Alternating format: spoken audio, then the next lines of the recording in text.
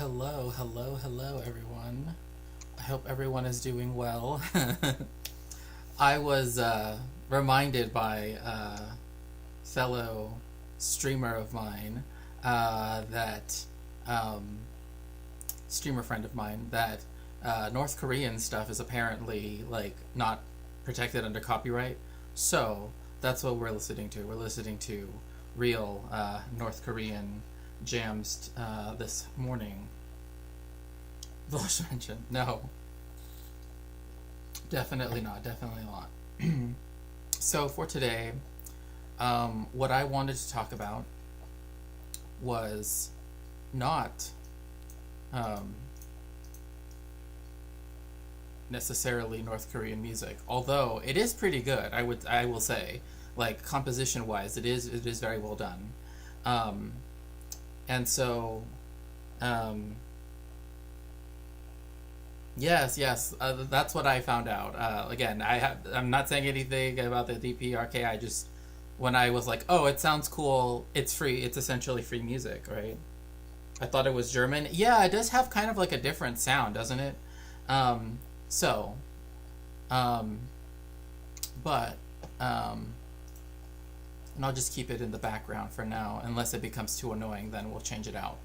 So for today, we're going to be going over this document, which was published uh, yesterday. I want to say this was yesterday. So this is the official thing. This is the official hard copy of the U.S.'s like new strategy, right, for national security. But can I just say one thing, just really quickly, Is it me, or does it look like his signature looks like Arabic calligraphy, or is it just me? Hello, Creamy Asteroid. Welcome in. Welcome in. I don't know. There's just something about it that makes me think that it looks like Arabic calligraphy to me. Um, Official yet so unprofessional. Well, we'll be getting into that. We'll also be going into this really good article that just came out. It was just printed in the Journal of Genocide Research. So, one of the main. Yeah, you see it. Yeah. As you can see, I've been taking a lot of notes on it. So, um, but yes, and if you'd like to support me with my research, you can always help support up here any of the books on my throne, or you can always donate to me directly as well. There is also the Dark Host Ono Dojo, but I'll get to that at some other time. So we're gonna start off going over like some videos that essentially kind of talk about it, but I do just want to say the strangest thing, like one of the strangest things of this document is just how it talks about itself, right? How it's self-referential. And one of those things is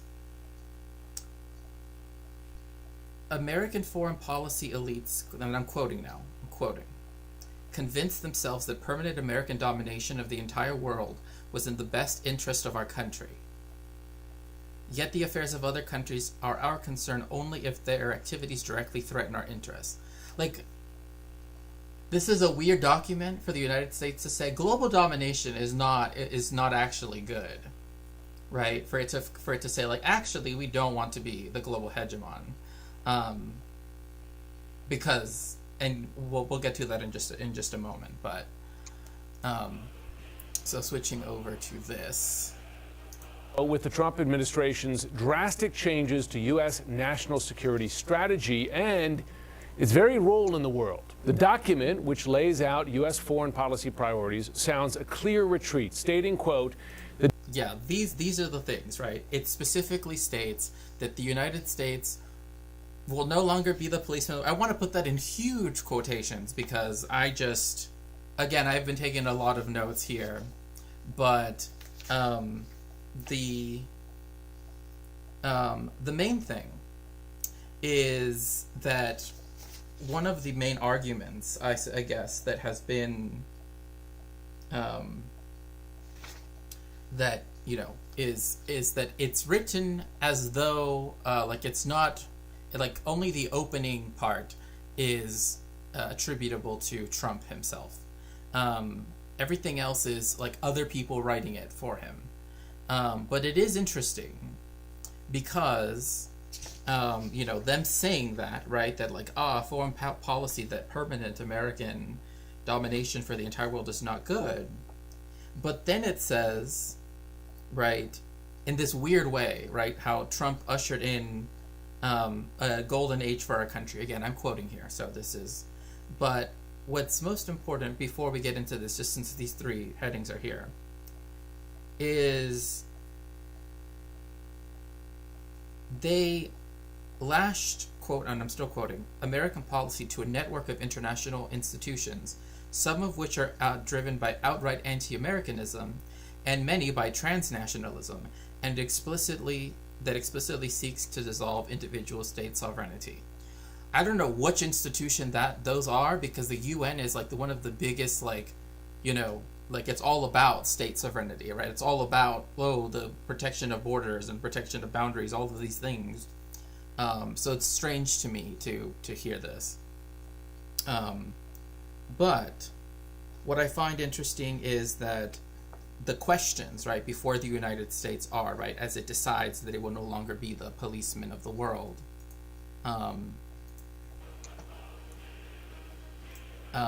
is that it states the questions before us now are: what should the United States want? 1. 2. What are our available means to get it? And 3. How can we connect ends and means into a viable national security strategy? Now, I don't know, perhaps this is, my own reading into it, but it does feel like this is trying to say with more words that might, the ends justify the means, that might makes right at the end of the day, right? And I think I will show that this is the case as we continue reading through this. So, days of the U.S. propping up the entire world order like Atlas are over. The message to U.S. allies is that they, quote, must assume primary responsibility for their regions and contribute far more to our collective defense. One might say that means you, NATO, and Japan, and South Korea, and others. The American priorities in Ukraine now are to end the war fast and to make nice with Moscow, to, quote, reestablish strategic stability with Russia. And yes, please make sure to like the stream and follow, to subscribe if you'd like to. I'd really appreciate it. So, let's begin with some of these things, right? Because you have to read from the document itself, right? It's kind of hard not to. We want, and I'm quoting now, to protect this country, its people, its territory, its economy, and its way of life from military attack and hostile foreign influence, whether espionage, predatory trade practices, drug and human trafficking, destructive propaganda and influence operations, cultural subversion, and any other threat to our nation. The open-endedness of this showcases that this whole thing of we no longer want to be the policeman of the world, that's kind of not really true. Because there's no way you could effectuate this without being the policeman of the world, right? But it's so broad that it literally can mean anything, and in this case, I would argue that it means everything, right? Like, whatever the United States decides, right, fall into these categories, right? Because what is destructive propaganda? What are influence operations? What's cultural subversion, right? Which culture, right? And any other threat. So the next part that I want to get into really quickly is how there's a subversion of international law. And I know people will say, the United States doesn't abide by, and that is to some extent, right? There are articles, and I could, there's one that comes to mind, but the author's name escapes me, but essentially talking about how the United States itself interprets this, right? But as we know, and for those of us that have read, right, the manuals for what they often call JAGs, which is just, again, looking at the laws of armed conflict, right, the laws of this, the law of the sea, etc., is that the United States actually does cite international law for its own stuff, right? And we see that right now with Pete Hegseth and his being possibly, maybe he's committing war crimes, right? So that is something that does, happen. I won't say that it's the most common thing that the United States will do. It prefers to, castigate others, right? But this is interesting because, quote, "We want a world in which migration is not merely orderly, but one in which sovereign states work together to stop rather than to facilitate destabilizing population flows and to have full control over whom they do and do not admit."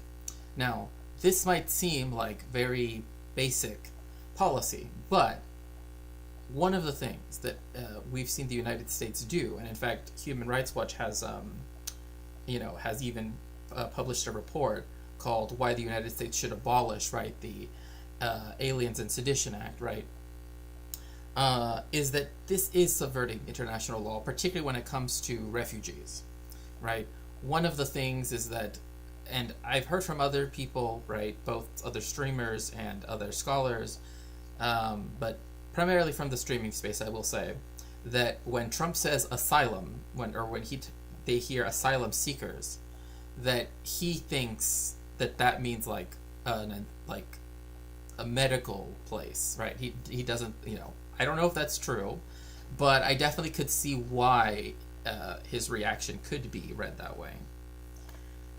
But why this is the subversion of international law is, of course, something I've already discussed about, right? We have the principle of non-refoulement, right, where you would not send a person, right, who has legal status to stay in your country because of seeking asylum, to then send them to a third country, right, which is one of the things that came up particularly with Kilmar Abrigo Garcia, right? So, but another thing, there's an article that talks about his usage of the term asylum.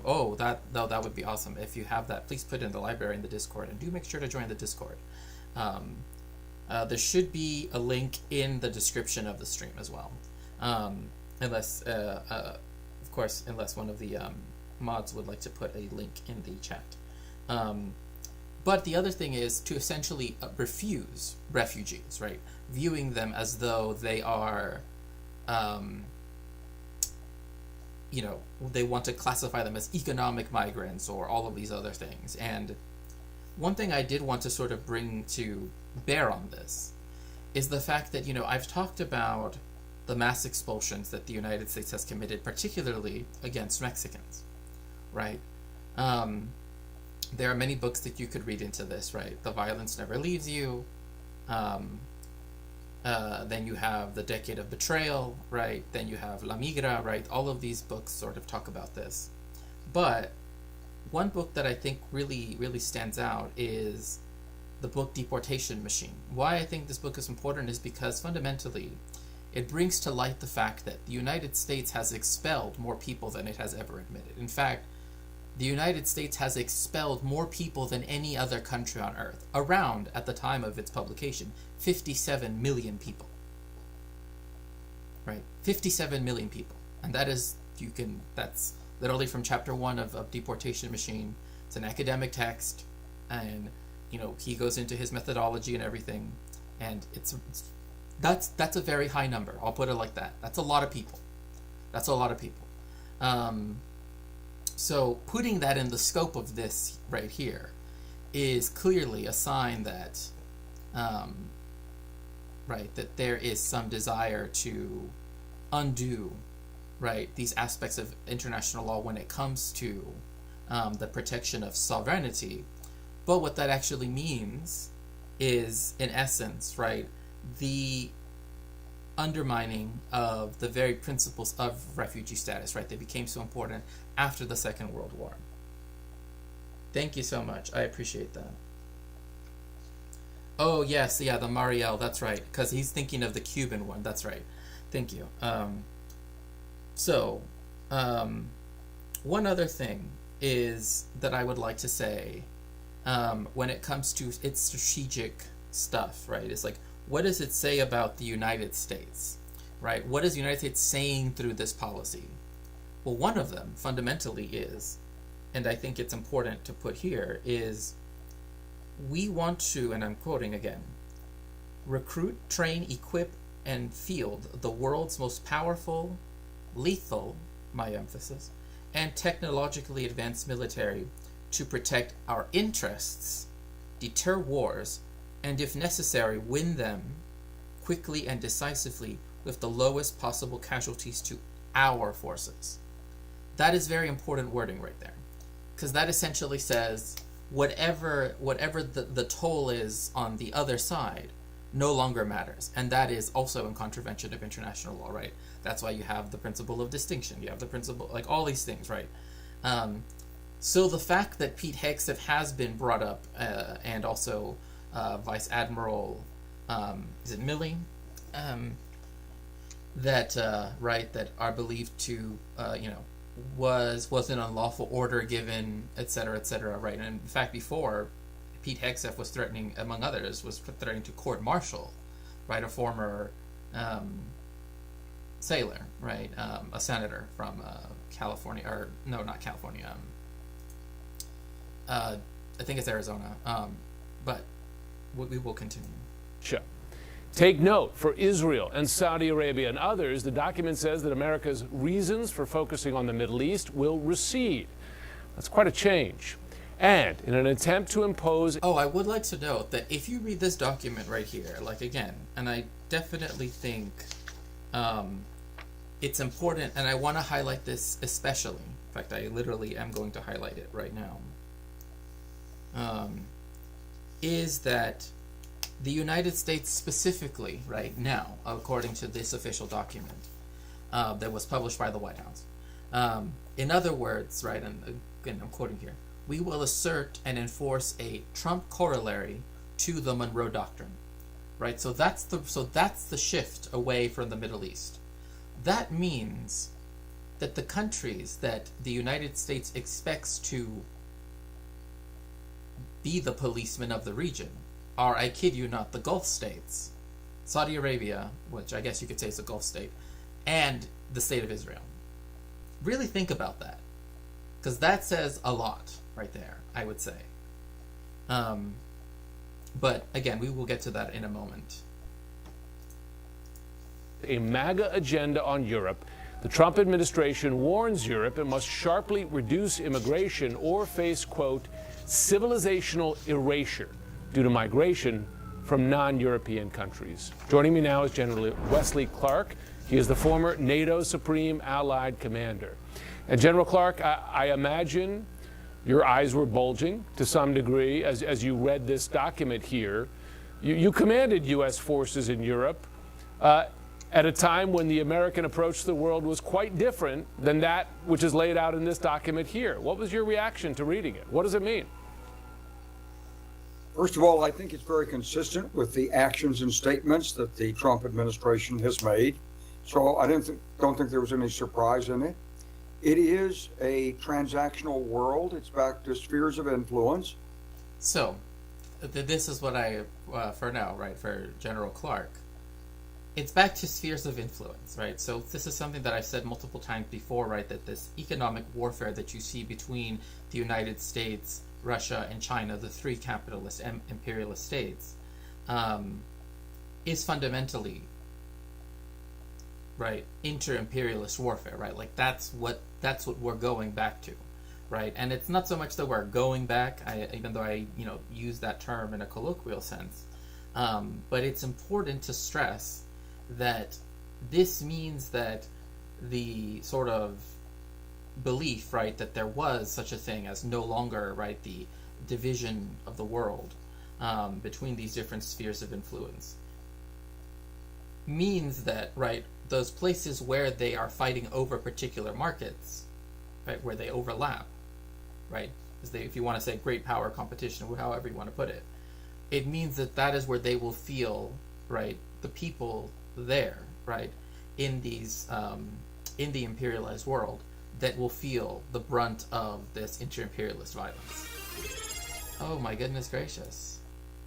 Oh, thank you so much, Big Room. It's so nice to see you. Wow, 36 months. That's amazing. 3 years of streaming. Wow. 3 years of you being a viewer. Thank you so very much. I appreciate that. Um, Bolje? um, so, that is one thing that we will see, right? Is that as these sphere of influences sort of come into contact with one another, which they already are. I mean, to be frank, they already are, right?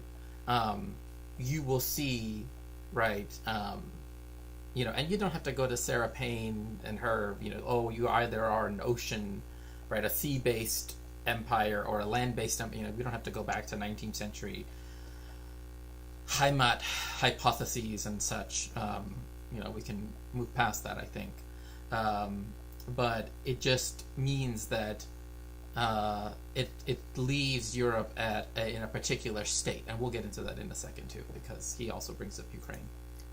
It sacrifices the magic of America. For 250 years, America has lived the dream that we gave to all of mankind, and we were always a radical power. That is to say, we believed that others should share the benefits of democracy and liberty. And oh, that's the sort of thing Dugan talks about, huh? Yeah, exactly. That is something that but this is okay. I'm sorry. I have to read one. I've already read one of the funny parts, right? At least knowing how the United States works. But I will say this, since we're talking about, liberty and blah, blah, blah, right? I kid you not, there is a part here that's titled how the United States has a, quote, predisposition to non-interventionism, which is the baldest face lie I've ever heard, right? Like, the United States is all interventionism. They just said the Monroe Doctrine, to which now there's a Trump corollary. That's interventionism right there. That's what imperialism part of. But it says, quote, in the Declaration of Independence, America's founders laid down a clear preference for non-interventionism in the affairs of other nations and made clear the basis, just as all human beings possess God-given equal natural rights, all nations are entitled by, and this is a quote within what I'm quoting, the law of nature and nature's God, end quote, to a, quote, separate and equal station. Right? Yeah, exactly. End quote. With respect to one another. For a country whose interests are numerous and diverse as ours, rigid adherence to non-interventionism is not possible.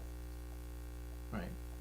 Yet this predisposition will set a high bar for what constitute justified intervention. Just going back, just 50 years, right? Let's just go back 50 years. How many justified interventions did the United States find itself embroiled in? Quite a few. I would say. Quite a few.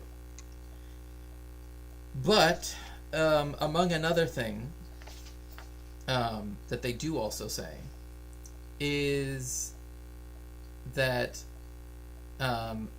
they do also want to do this thing where they want to essentially enforce the United States' Constitution abroad, right? And so this is why, yes, people can say, oh, the United States has been radical because it's a revolution, had a revolution and blah, blah, blah. But this says, quote, this includes, right, for sovereignty and respect, right, or the United, we'll actually quote from the beginning of the paragraph. Quote, the United States will unapologetically protect our own sovereignty. This includes protecting its erosion by transnational and international organizations. So you already know what that is, right? That is just the UN, the Council of the Americas, right? The Organization of American States, blah, blah, blah, all these different things, right? And international organizations, so the ICC, the ICJ, etc., etc. Attempts by foreign powers or entities to censor our discourse or curtail our citizens' free speech rights. So literally, for the First Amendment now is a global thing, but only for Americans, right? It's only an American thing. And I'm not saying that wasn't kind of already the case, right? There are people that kind of was sort of held as being a thing, but it is one of those aspects that just actually putting this on paper, actually saying this is the new policy, does indeed change quite a bit. And one other thing that I just wanted to quickly note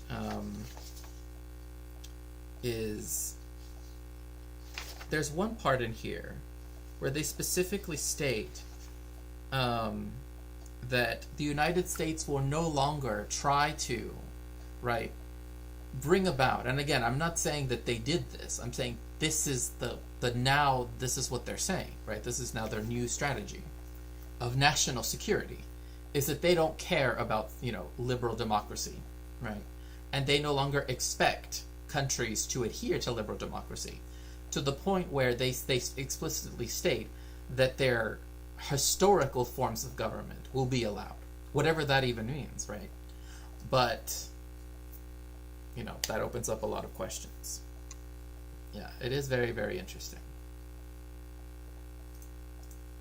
We acted to protect that. This is a retreat from the world, it seems to me. It's a smaller, weaker America. And Jim, I ask myself, why is it? Because somewhere in this document, it sort of indicates this isn't anything that wasn't already done, but this is their manifesto. Right, exactly. Like this actually outlines, and it goes region by region as well. Like, the part about Asia, they literally should have just titled it China, because that's literally all it is. Then it also states, towards the end of that, Estelle, that they're going to open up the club of Western imperialist powers, right? Like, they're going to open up the club and let some other powers that they want on their side, obviously, to partake in the imperialism that the West does. So that, we'll get to that in a second, but I do think that that saying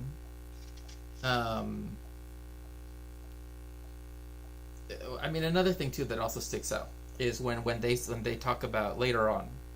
I'll just quickly, just because it sort of came to my mind right now.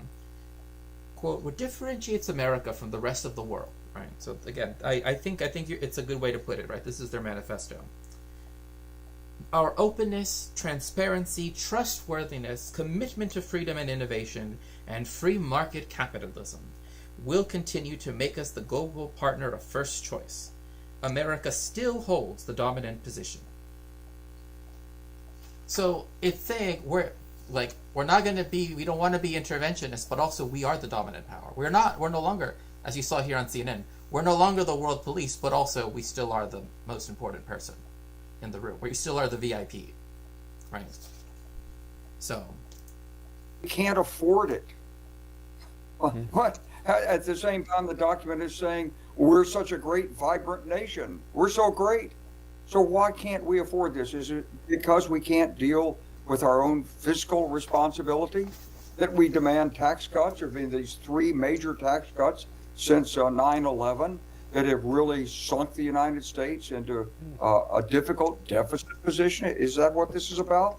And we're sacrificing 80 years of U.S. leadership, the rules-based international order, which has served us so well, and we're falling back into this sort of hemispheric hands-up protective status. And this is what I find so laughable, is this idea that, like, hello, yes, Orange Hue, I am actually reading the new strategy document. I already went, I already sort of showed it. Thank you so much for lurking, Ganja Fairy. It's so nice to see you. And good afternoon. It's good to see you too. So yeah, I'm actually reading from the actual document itself because I went over it, because there are some parts where it's clearly this thing that the United States power is waning, not to any particular country, but to capitals The thing is, Estelle says, the thing is that the U.S.'s power is waning, not to any particular country, but to capitals deterritorialization. Oh, yeah, it's nice to see you. But this is sort of my own, because I took a lot of notes. There's a lot. There's a lot here that's a problem. A lot of stuff that's a problem. And yes, if you'd like to support me, my puppies, and my research, you can always go to my throne and donate there, or do !dono and go to the links there. So,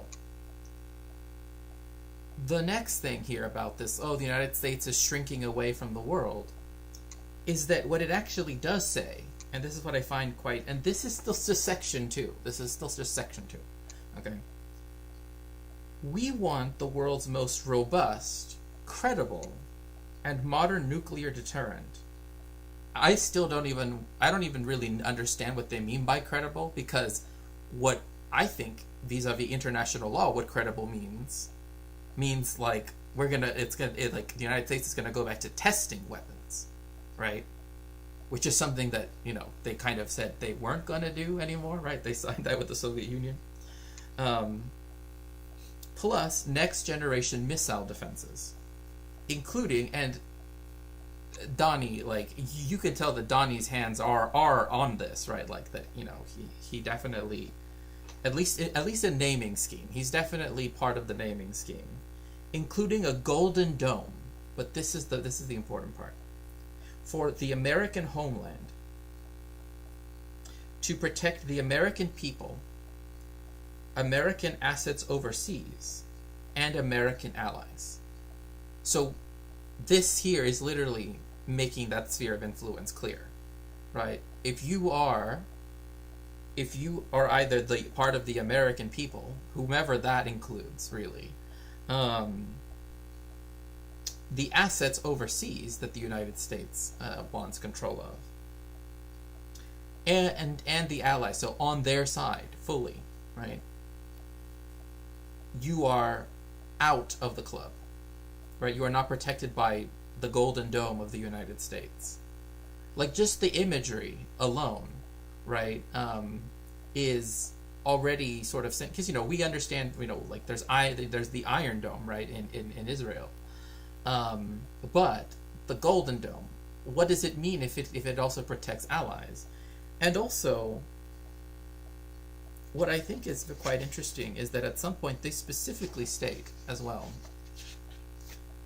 So capitalism is the downfall of America, of the USA in general. Well, I would say that like all of the contradictions of capitalism were always going to lead to sort of like, well, I don't want to say it necessarily in a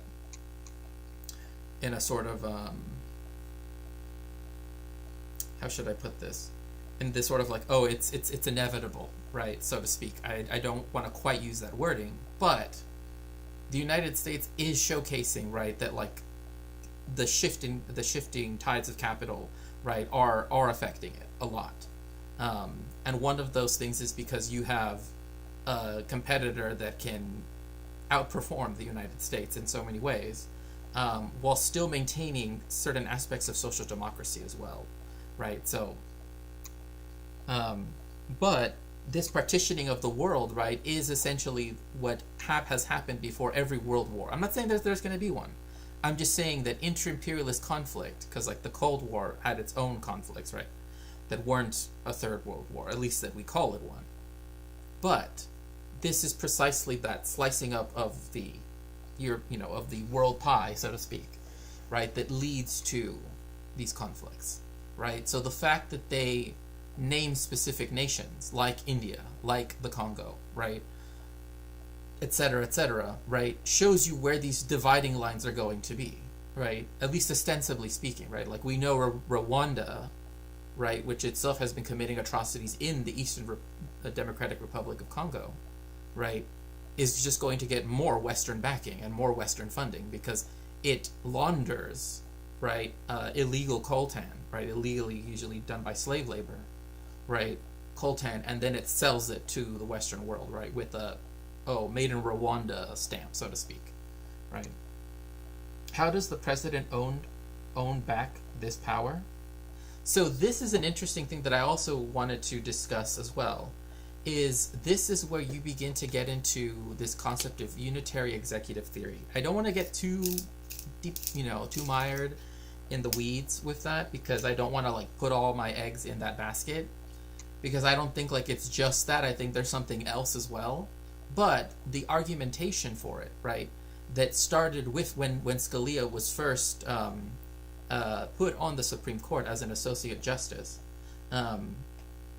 was essentially that the first clause, and I actually mentioned this last stream, and now I can't find my Constitution anymore. I know it's oh, here it is. Right.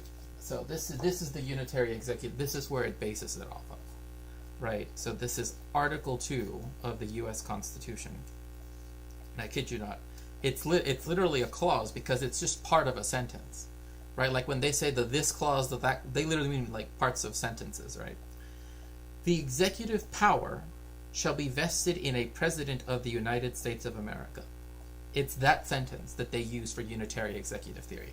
That there are specific things, right, which not even Congress, not even the Supreme Court could tell the president not to do, right? That are solely his domain, right? I'm just saying his because, it's Trump.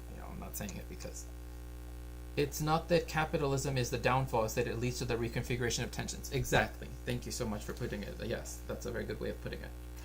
So, now, before we go back to the video, I just want to say an interesting thing that, again, we all should sort of understand, like, what it's saying, right? Fundamentally, what it's saying, right, when it says earlier in this page, we want a resilient national infrastructure, right? And I'm going to put ellipses here. In brackets, to prevent or mitigate any events that might harm the American people or disrupt the American economy. No adversary or danger should be able to hold America at risk. If it's something to do with economics, if it's something to do with trade imbalances, if it's something to do with that, that is not something that necessarily, right, enemies do, right? Like that doesn't make someone an enemy because they just happen to. Rather, instead, what it does is that it showcases that, yes, right, sort of as Estelle is saying, right, the center is all back into the economic space, right? And that's what allows for the reconfiguration of its tensions, right, of its contradictions. So when then they say, right, in the following, also I'm just gonna say, look, I'm not gonna go full like it was written by AI, but it does kind of look like it. Like I just gotta say, like it does kind of like the very very small paragraphs, lots of it,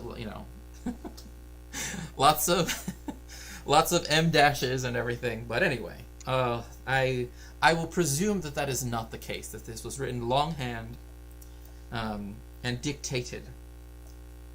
Quote, the U.S. economy is the bedrock of the American way of life, whatever that even means, I don't even know, which promises and delivers, this is the thing, widespread and broad-based prosperity, creates upward mobility and rewards hard work. To hear those things come out of through the teeth, right, of President Trump is just one of the most hilarious things I can say. Is just like to hear that. Yes, we reward hard work. That's we are truly a meritocracy. Our economy is also the bedrock of our global position and the necessary foundation of our military. It's this sentence right here that I want to draw people's attention to. Right, this is why they have a former NATO Supreme Commander, right, that's talking about economic things, right? Because fundamentally, I mean, we understand NATO is the Western imperialist bloc, right? But it's that sentence right there. Our economy is also the bedrock of our global position and the necessary foundation of our military.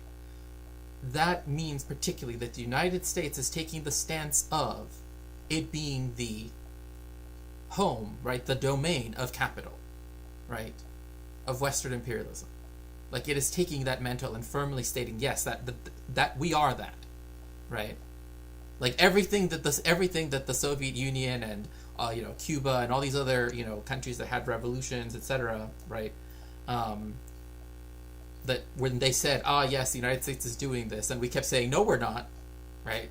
Now they're just like, "Yeah, it actually is just an economic thing." Um, so,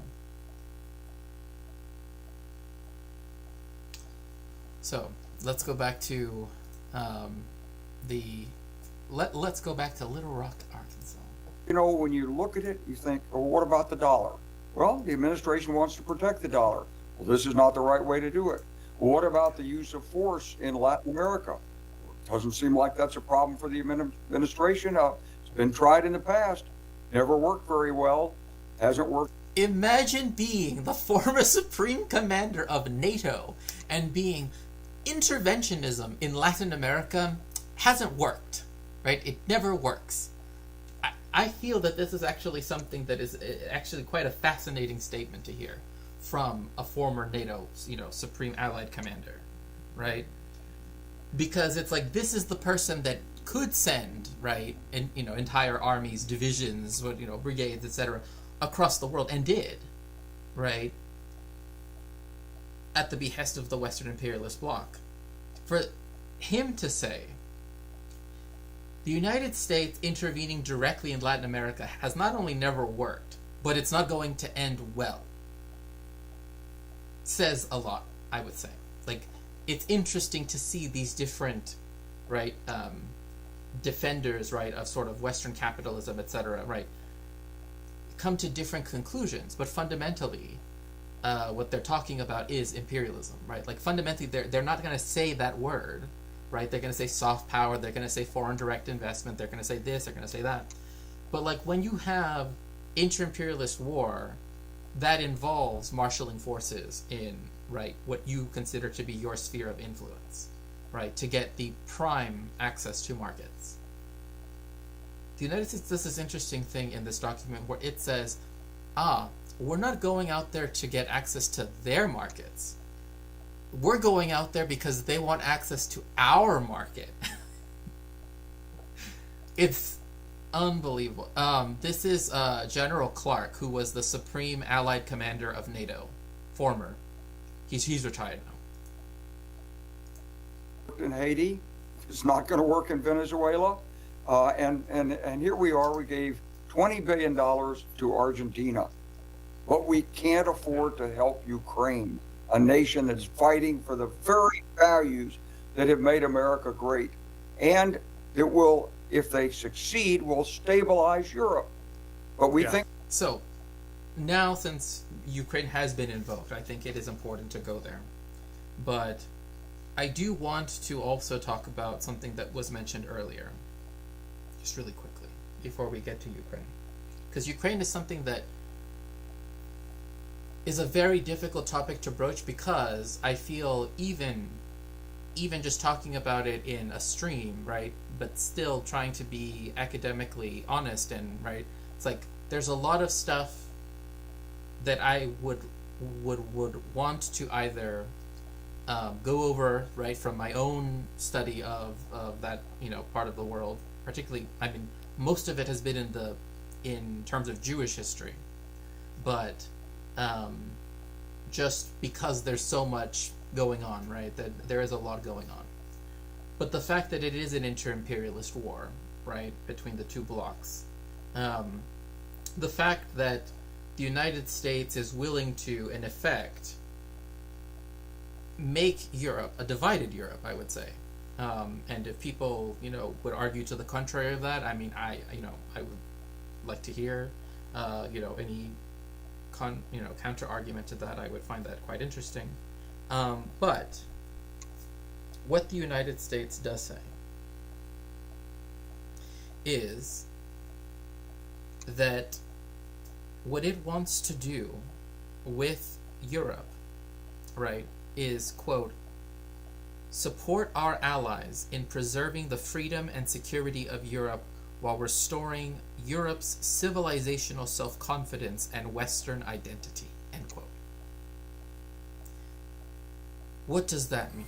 Oh my goodness gracious. Oh, thank you so much, Omega Star. Thank you very, very much. I appreciate that. Oh my goodness. Thank you. That's very kind of you. Oh, yes, we have a hype train. Should I play the hype train song? Because I can. I wouldn't mind. I think people like that song. I think, and people should. People should for sure. If we are gonna have a hype train, then I will play the hype train song. But fundamentally speaking, this is a change of tactic, one might say, but it's more than that. I would argue, right? Like there is something a bit more to this than just. Hello, welcome in, Omega Star. It's so nice to see you.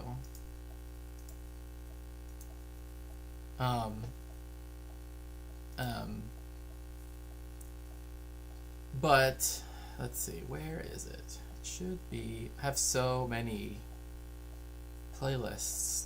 Oh, there we go. There we go. Wait, do we have a hype train or are we almost gonna? Oh, we do have a hype train. Okay.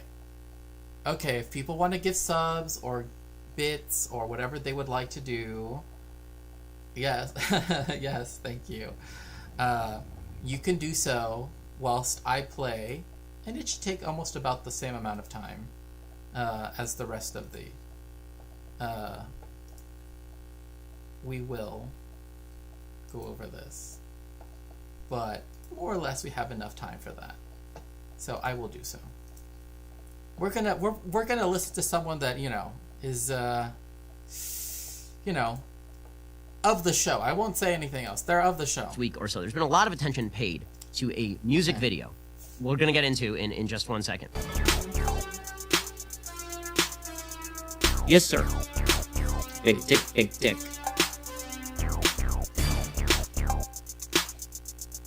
Big old dick, dick, dick. 3 big balls. Look like we playing tennis. He got a big dick. I think his name Dennis. I jerked his dick until that N-word finish. His dick egg and green tastes just like spinach. Dudes. I love when they send me all the news. Had to make him nut cause his balls were blue. He didn't have a clue. He's sliding in and out my ass like he's cleaning out gutters. Dick bigger than a stick of butter. So the dick swinging up in the motherfucking hallway. He liked me and my friends cause we were all gay. We like dick. I like his ass cause it's thick. And he going to fuck my butt till I shit and dick is dry, so therefore I spit on the tip. And it gets significantly more vulgar. Like a lot more vulgar. 4 big guys. And they bust on my guts. They eat my ass just like apple pie. If they keep fucking me like this, I might just die. They bite my booty till I cry. He licked my dick and the cum start dripping. I took a bite of his ass. It tasted like lemon pepper chicken. He throw me up in the air, my booty flipping. He dunking his balls in my booty like he's Scottie Pippen. Met the N-word last night. And I rode his dick like a bike. He's so thick, he looks like the dyke. But let's say hypothetically, I think his name Mike Jordan. He fucked me while recording. He sent me butt pics this morning. Hands down, the greatest news I received. I love when I receive his BBC.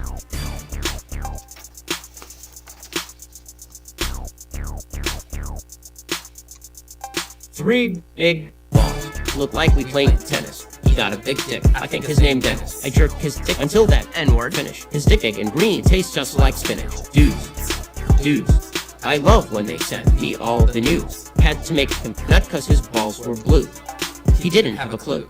He's sliding in and out my ass like he's cleaning out gutters. Dick bigger than a stick of butter. So the dick swinging up in the motherfucking hallway. He liked me and my friends cause we were all gay.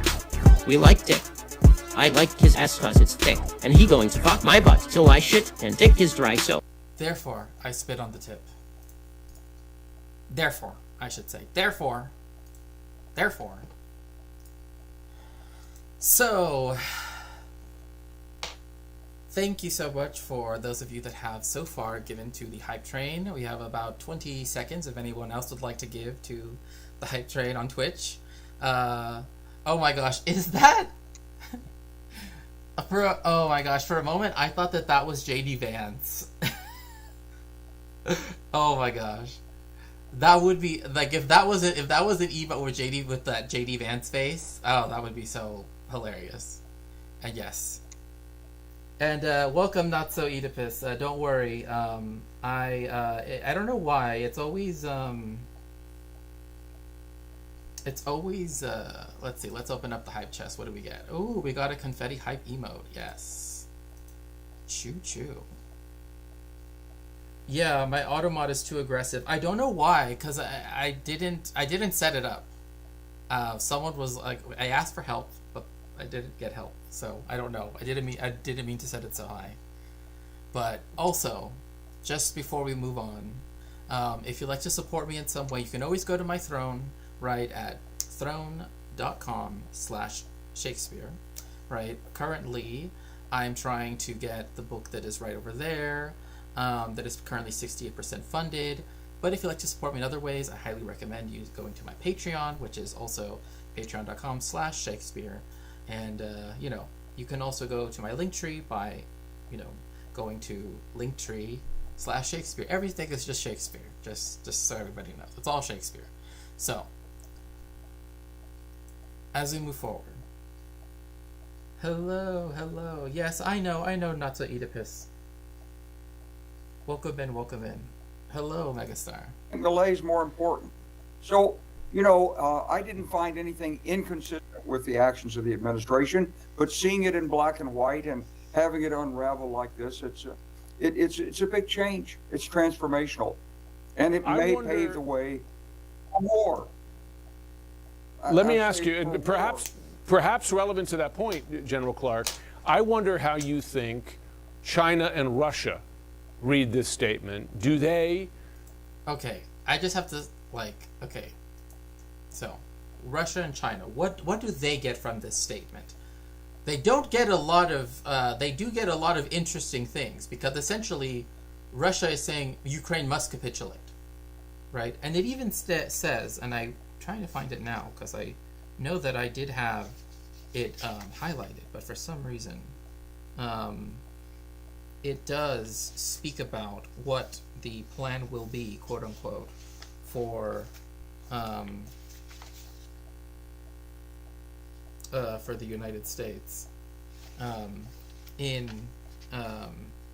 with Ukraine, and I think it's important to discuss it, because I do think that it is something that so in the section C titled Promoting European Greatness, whatever that means,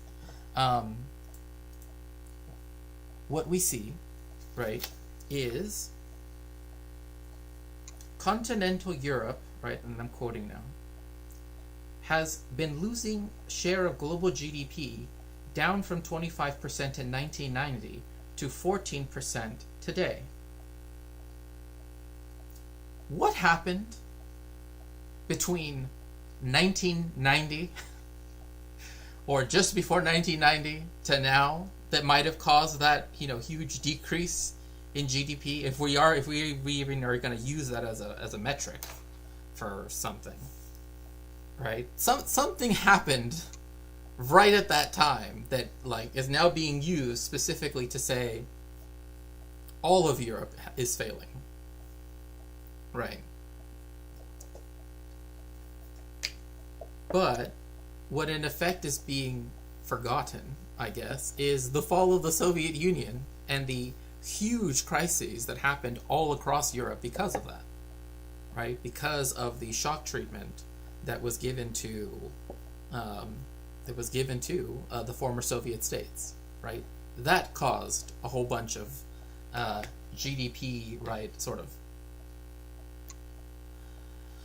the general share of it in the world, right, to contract, right? So that is something that The other thing was, of course, just imperialism, which is like what happened with outsourcing so many things to, well, also the rise of China, right, among other things, right, because but you had essentially Russia become, right, hyper concentrated in what are often called oligarchs, which is weird that we don't call, right, anything in the United States, as it also had a retreat of various institutions, right. Some might say the state, but I know people that, oh my goodness gracious.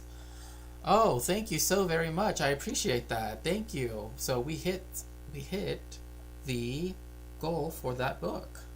Oh my goodness. Thank you. Thank you so very, very much.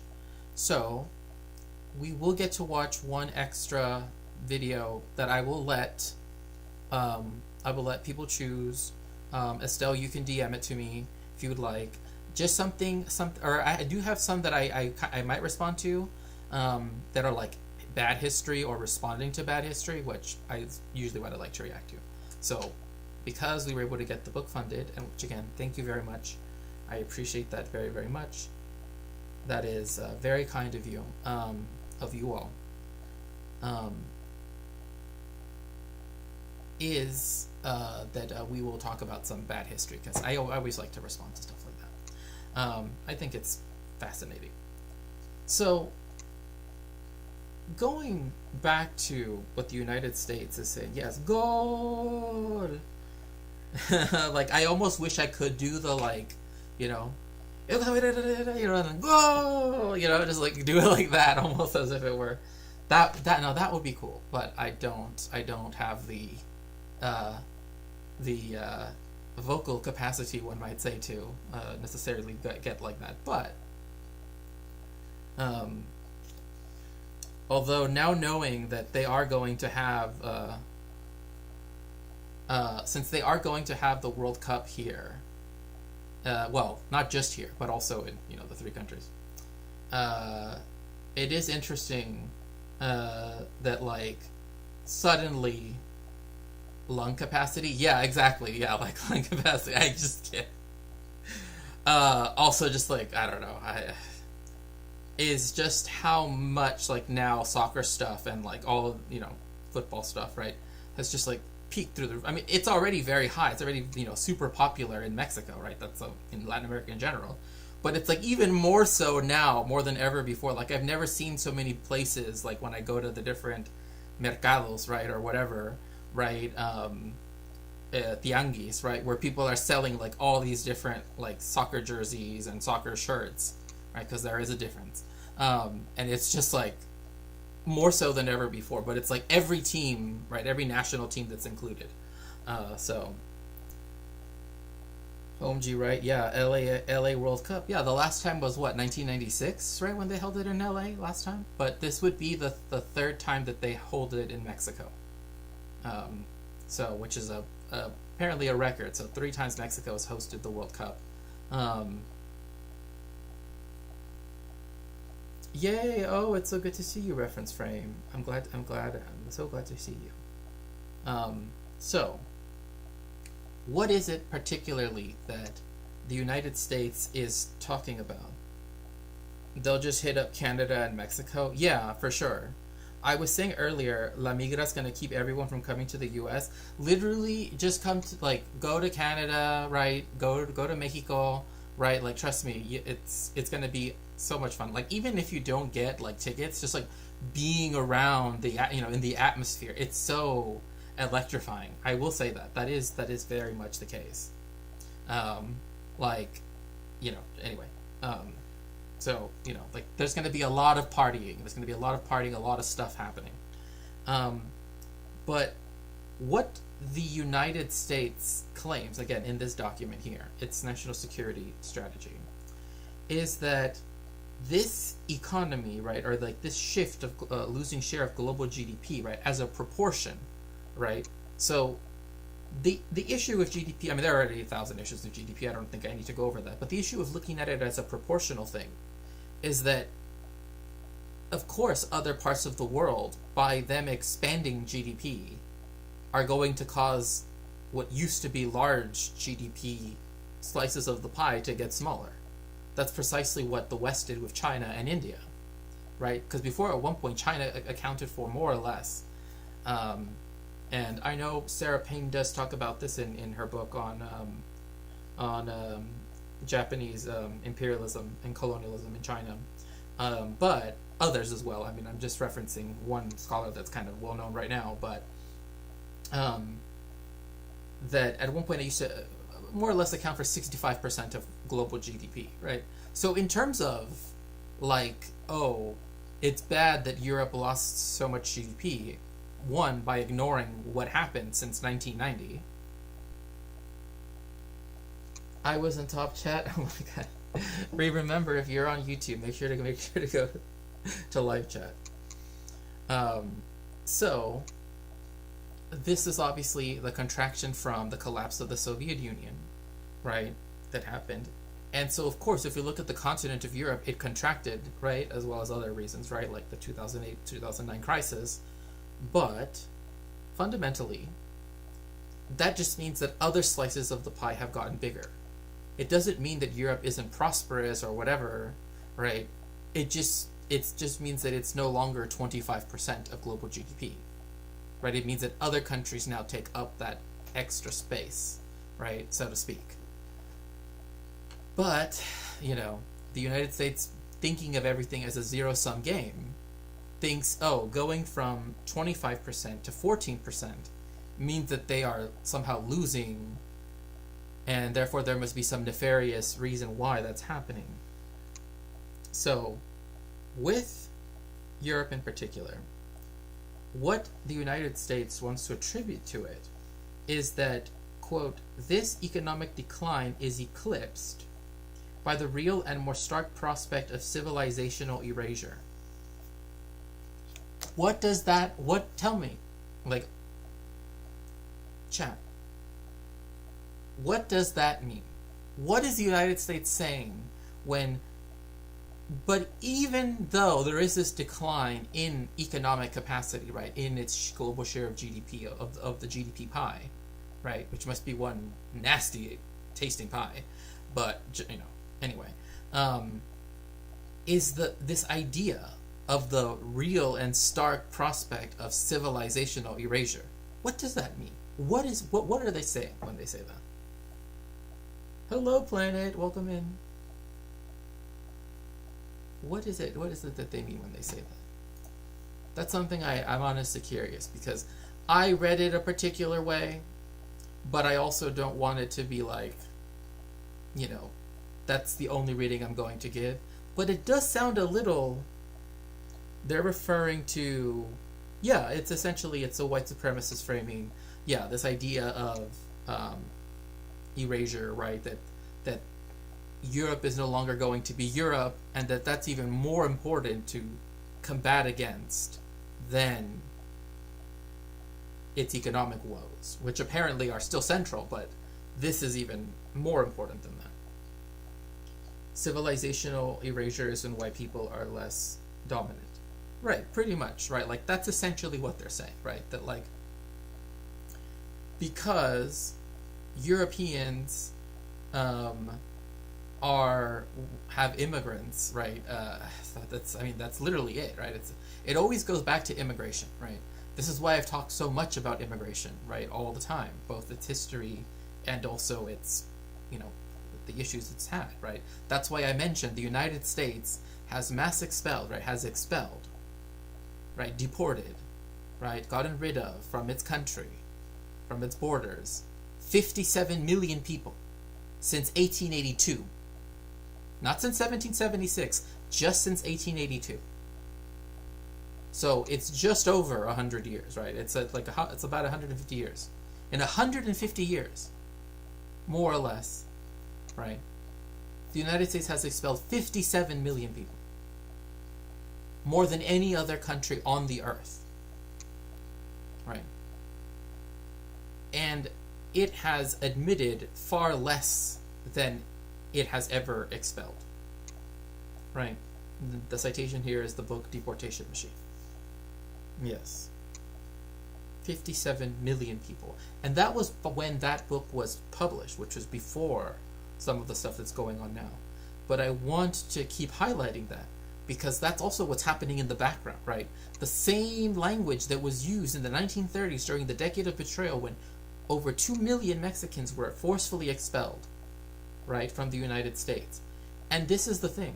The United States, and this goes to international law stuff as well as other things, but they don't count, right? They don't count as deportations, right? When they essentially make the conditions for living in the United States they make it uninhabitable for those people that they self-deport, right? But using, again, this expanded methodology in the book Deportation Machine, right? Once we actually take all of those things into account, the people that were deported by city governments, by county governments, by state governments, and then by the federal government. 57 million people since 1882. That is the legacy of the United States, right? Mass expulsion is what it does.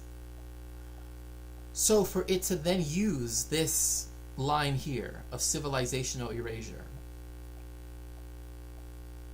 is a very troubling thing to hear. For them, it isn't immigration, but invasion and replacement. Right, exactly. It's the Great Replacement conspiracy theory, right? Like, in effect, that's what they're saying, right?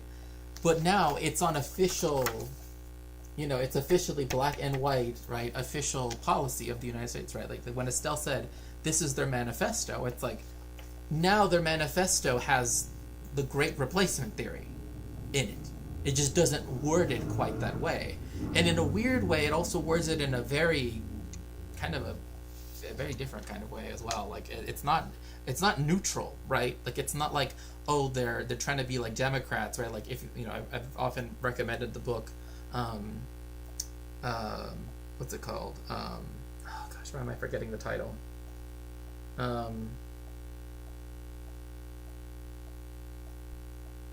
It's something. It's a book about how liberals, right? And by this I mean typically like left liberals, the Democrats, blah blah blah, right? Oh yeah, it's bland something, like bland, and then it means something like an adherent that's very overzealous, right? Like but for some reason that last part I can't remember. It's bland fanatics. There we go. Bland fanatics.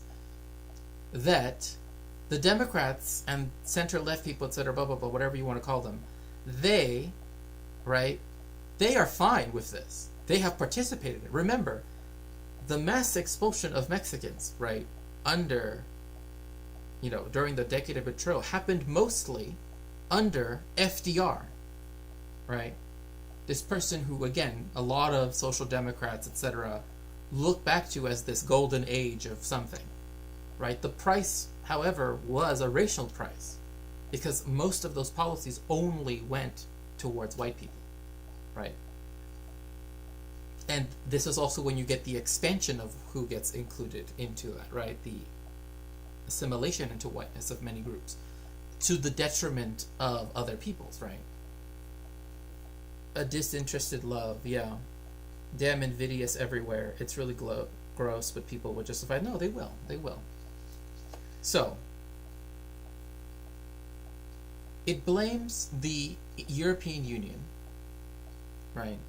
But then it says that these transnational bodies undermine political liberty and sovereignty. Migration policies that are transforming the continent and creating strife, and again, I'm quoting here, these are not my words, creating strife, censorship of free speech, and suppression of political opposition, cratering birth rates, and loss of national identities and self-consciousness. What does this mean? Like, again, I have my own notes, right, and I could go more into it. It's like, but it's literally saying that the character, right, of these supposed national identities, right, which I should also note, the United States fundamentally says at the beginning of this section that the nation state, that is going to reign supreme still, right? Even though all of the horrors that have happened due to this idea, right, they still want to keep that as the highest order. Yeah. Yeah, essentially. So this idea that there's a loss of national identity is just strange because we know that national identity is something that's constructed, right? I mean, it's literally a becoming, right? Like it's something, I mean, we could look at Benedict Anderson, right, when he talks about, revisionist history, right, that like where people try to homogenize the past, right, to sort of claim this direct lineage to the past, right, and say, oh, we've always been here, or we are directly related to these people, right, and that's what gives us the right to assert dominance in this domain. is that by asserting that the nation state will be, right, the foundational unit of world politics, and that when it comes to Europe, he is putting forth the concepts of the things that he wants to combat, the United States wants to combat, is civilizational erasure and loss of national identities and self-confidence. That then leads to, right, and that's something that was mentioned a little bit earlier, that then leads to the support of right-wing parties. That is literally what the United States says it's going to do. That Europe needs to stop, right, holding back opposition, right, which just means far-right parties, and just give them the reins of power. More or less is what they essentially say. Find themselves emboldened to test, for instance, Europe further, or to test Taiwan, that the U.S., based on this document, would not consider Europe's security or Taiwan's security a priority to defend. Well, I think you have to differentiate between Russia and China, even though they're in a sort of no holds, no limits alliance.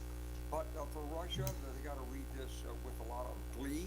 Now, this is like the 28-point peace plan that was taken. They like it. Let's get the U.S. out of Europe. That's been the aim since Stalin and World War II. Khrushchev thought he could do it with putting missiles in Cuba. And so this goes a long way to helping Putin establish dominance over Europe, which is not in American interest. We fought 2 world wars.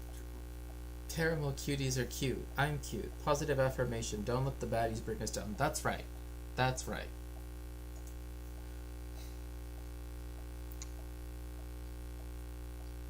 But, so, this here, right, they're saying, oh, well, this is leaving Europe to the Russians, right? Like, oh, essentially, now Europe is now it's going to face its, right? This feeds also into certain narratives about Russia itself, right? Like what it represents, what it is, right? That are not very good. I'll put it like that. It's not very good. Increased video volume. Oh, I am so sorry about that. I can rewind and put it up a little bit more. And yeah, you definitely can turn up the volume. In Cuba. And so this goes a long way to helping Putin establish dominance over Europe, which is not in American interest. We fought 2 world wars to prevent a dictatorship from controlling Europe, and Europe is still our greatest investment partner and trade partner, as this document recognizes. So there's that inconsistency. With respect to China. So, again, fundamentally, right, what this is saying is the United States is abandoning Europe to the whim of Russia, that now Russia will get to have its dominance over Europe, apparently. But what I find quite interesting is when I mean, again, I'm not expecting him to address every single point, nor am I going to address every single point in this document. Just the stuff that stuck out to me, both from a historical perspective, but also from an international human rights perspective, right? Humanitarian law perspective, etc., is when they say, quote, "We want Europe to remain European, to regain its civilizational self-confidence," end quote. So connecting the 3 statements we have gone over so far, right, you can see why this document does actually say quite a lot, even though it doesn't say things necessarily in quite the language that it otherwise would probably be written in, right? By saying that they would, like, whatever this means, right, is essentially that they want the no longer, right, having to abide by, right, the international, law that exists, right, regarding refugees and asylum seekers, right? Essentially, no, we're just going to blanket not let anybody in, right? The entire Western world, quote unquote, is a fortress now. And it has to be a fortress because, you know, Europe has to remain, as it were, European.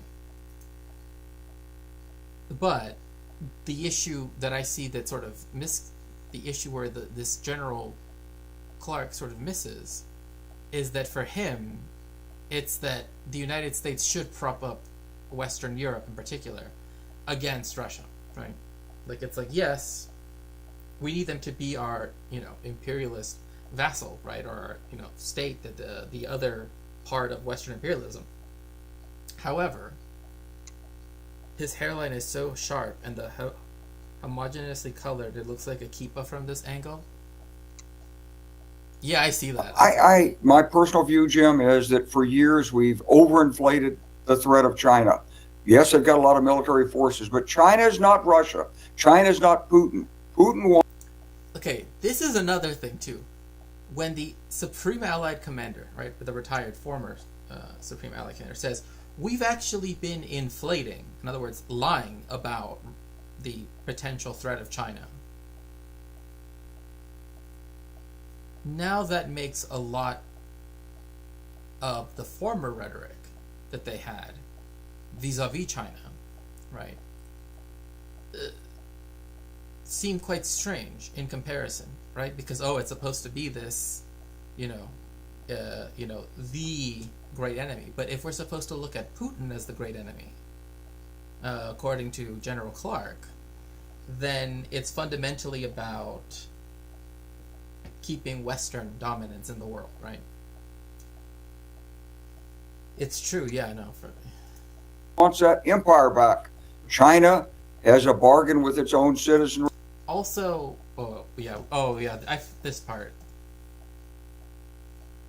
It's bargain with its own citizenry.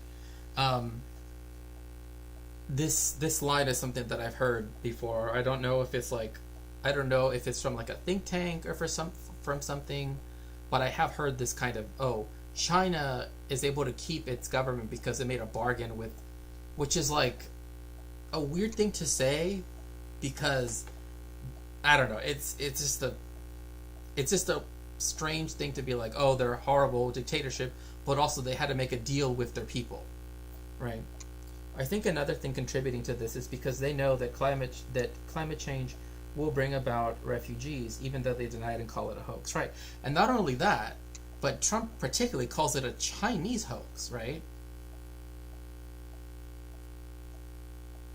That is one of those things that does stick out to me, is that he does, like, he will characterize it a particular way, right? So now let's hear about this deal between China and its people. Yes, they've got a lot of military forces, but China is not Russia. China is not Putin. Putin wants that empire back. China has a bargain with its own citizenry. You submit to authoritarianism, and we'll make you whole and wealthy. And okay, I just gotta say, like, we will make you whole and wealthy.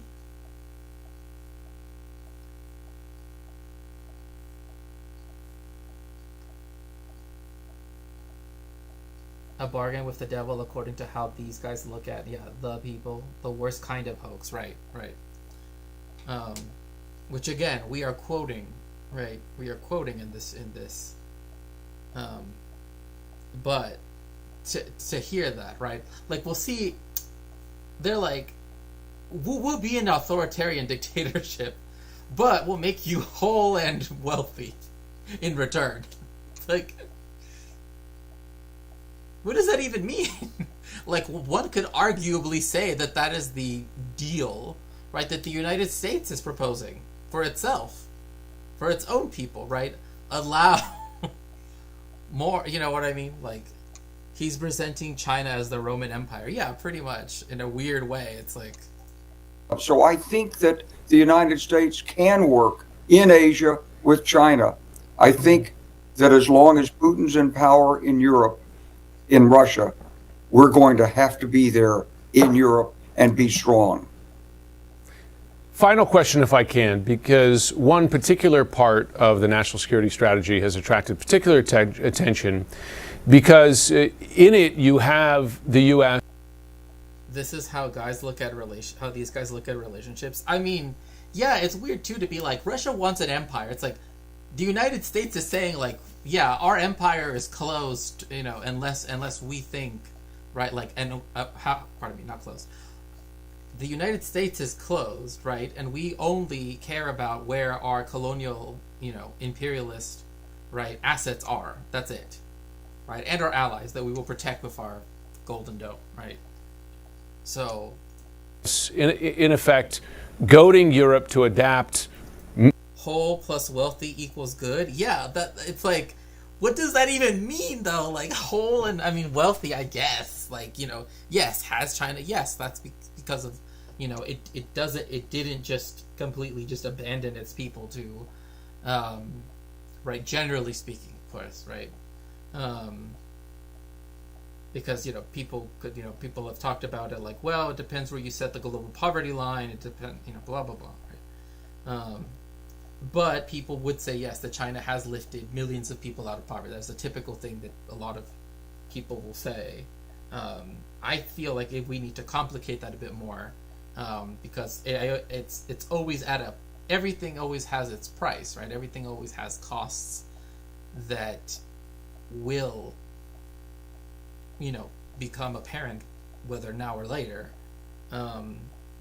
And I definitely think that the idea that it was like a deal between the people and the government, that like, yeah, China gets to be an imperialist power, but we get to benefit off of it, as if that is something that like the United States doesn't do, is a strange way of. For him, the people are a woman, and for the leadership is the man. Oh my gosh. Not so Oedipus says, quote, "Don't worry, baby, submit to me and I'll take care of you," end quote. I mean, it's a very weird. That's a very weird thing to say, but I know what you're getting at, right? That like, it is demanding. Yeah, it is how he's framing, right, these relationships. Yes, he's making China homogenous as two people, a social contract, if you will. Yes. A social contract, one might say. Which also, this face is such a good pause face, but a MAGA immigration policy, right? And it goes so far as to say that Europe faces, quote, civilizational erasure if it continues to allow migration specifically from non-European countries. And I'm aware of the tension. Okay. Think about what the anchor just said. Think about what he just said. The problem with Europe is that it has too many immigrants from non-European countries. So what type of immigration is Europe supposed to have? Like, just his question, right? Like, so, therefore, concordantly, vis-a-vis concordantly, right? Manga immigration policy, are we deporting? No. You'd be surprised how many guys actually say this BS with a straight face. Yeah, no, it's but yes, literally the problem with Europe is it doesn't have enough European immigration. Europe needs to immigrate to Europe. That should be their immigration policy. That large waves of immigration, you think, from the Syrian war have caused in Europe. But do you find... Note that he says migration from the Syrian war.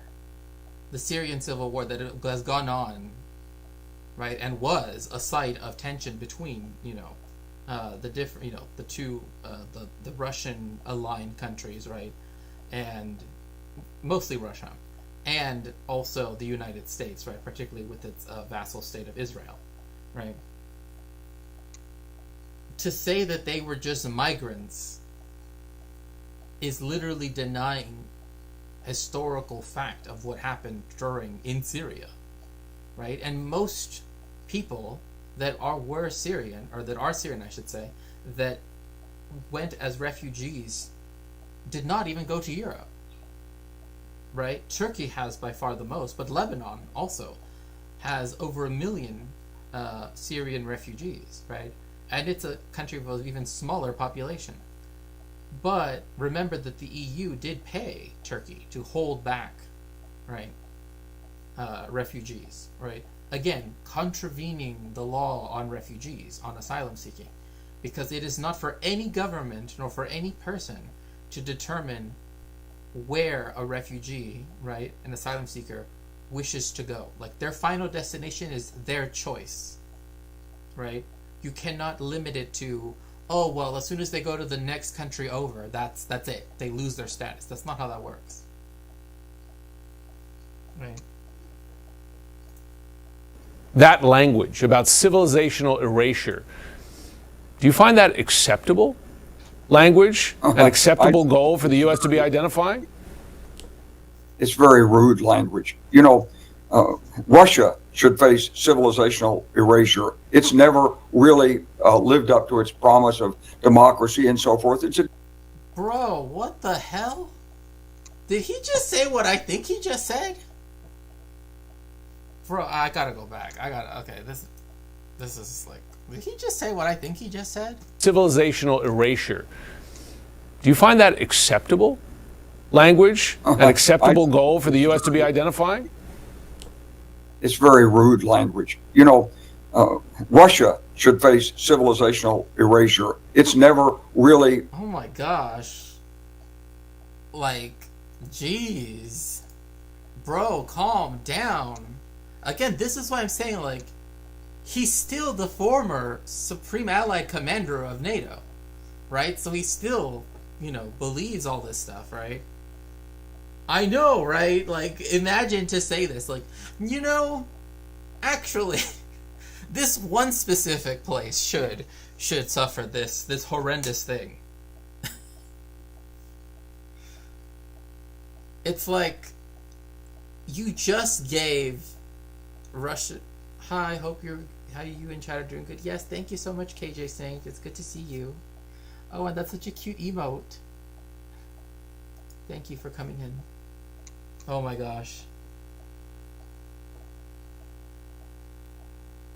Oh my gosh. Yeah, it's way too... Yeah, I gotta go into Nightbot and, like...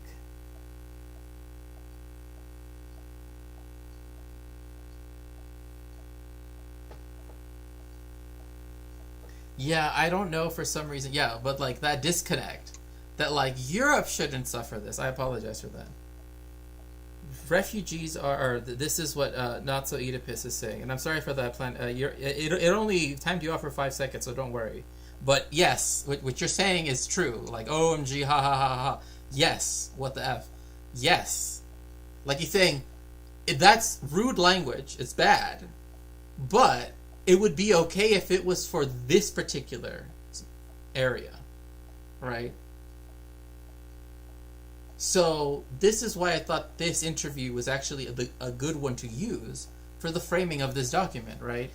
Because, again, you have the bland fanatics, right, as they're called in the book, right, where it's like liberals are fine as long as it's to the correct targets and it's worded in such a way, right, that essentially diffuses responsibility, right, or direction, right, that it's like, when Trump did the Muslim ban, right, in his first presidency, they didn't like that. But when he eventually made legislation that was so, you know, using all of this jargon and technical terminology that essentially did the same thing, they were fine with it, right? And that's precisely what a bland fanatic does, right? That's what the Democrats are, right?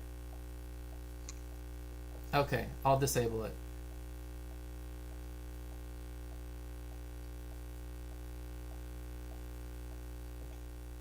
Thank you so much.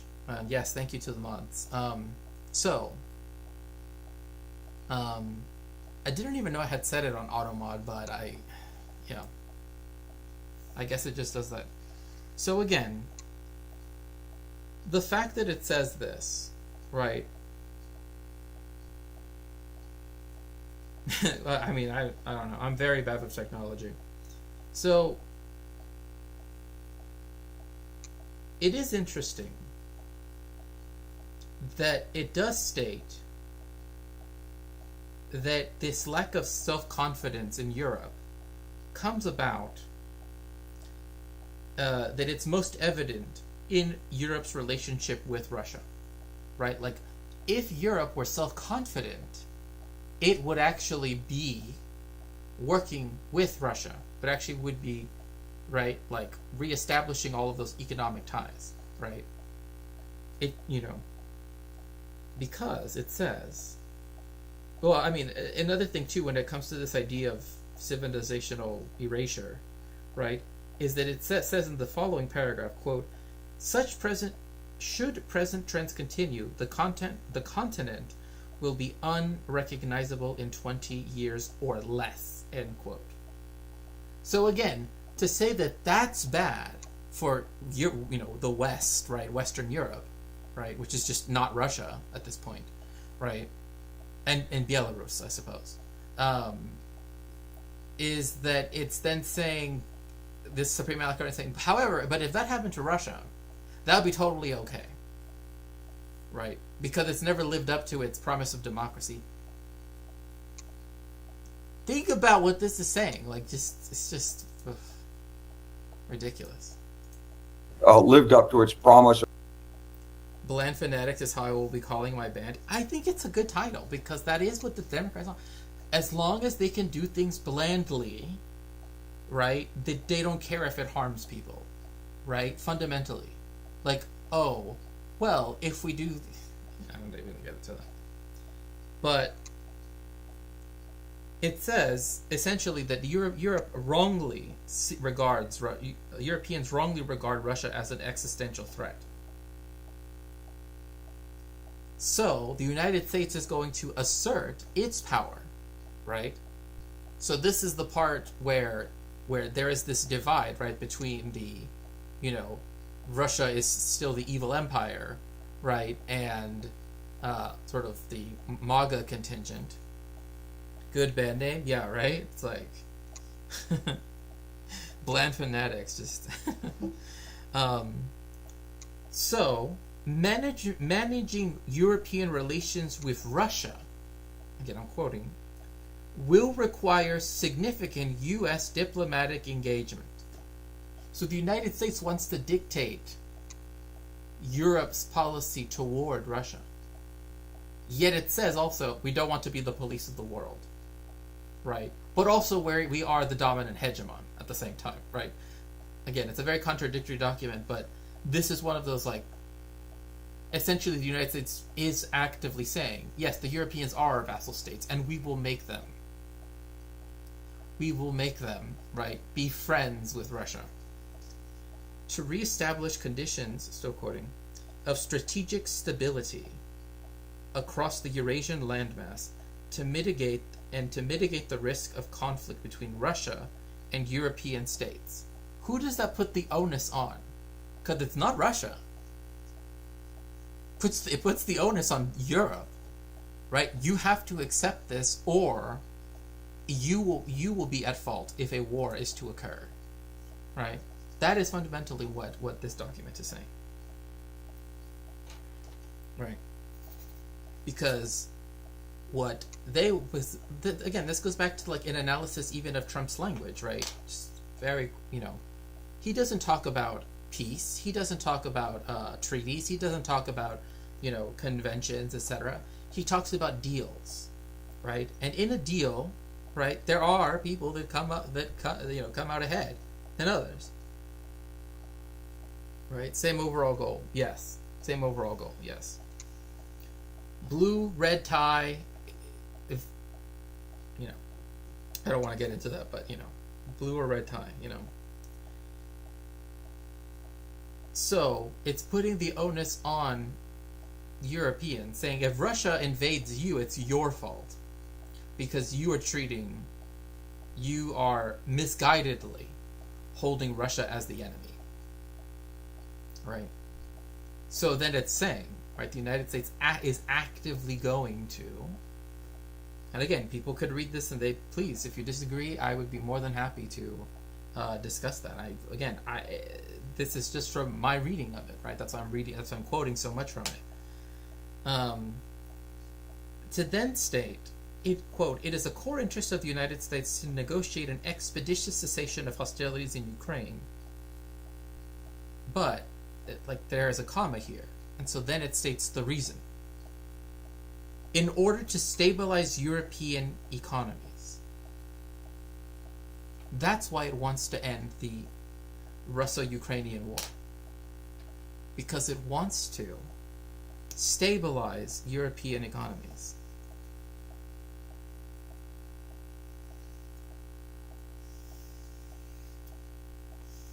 That is what is most important to the United States and its policy, right? Its national security strategy. Remember, this is supposed to be for the United States. This is their national, not their international. This is their national security strategy.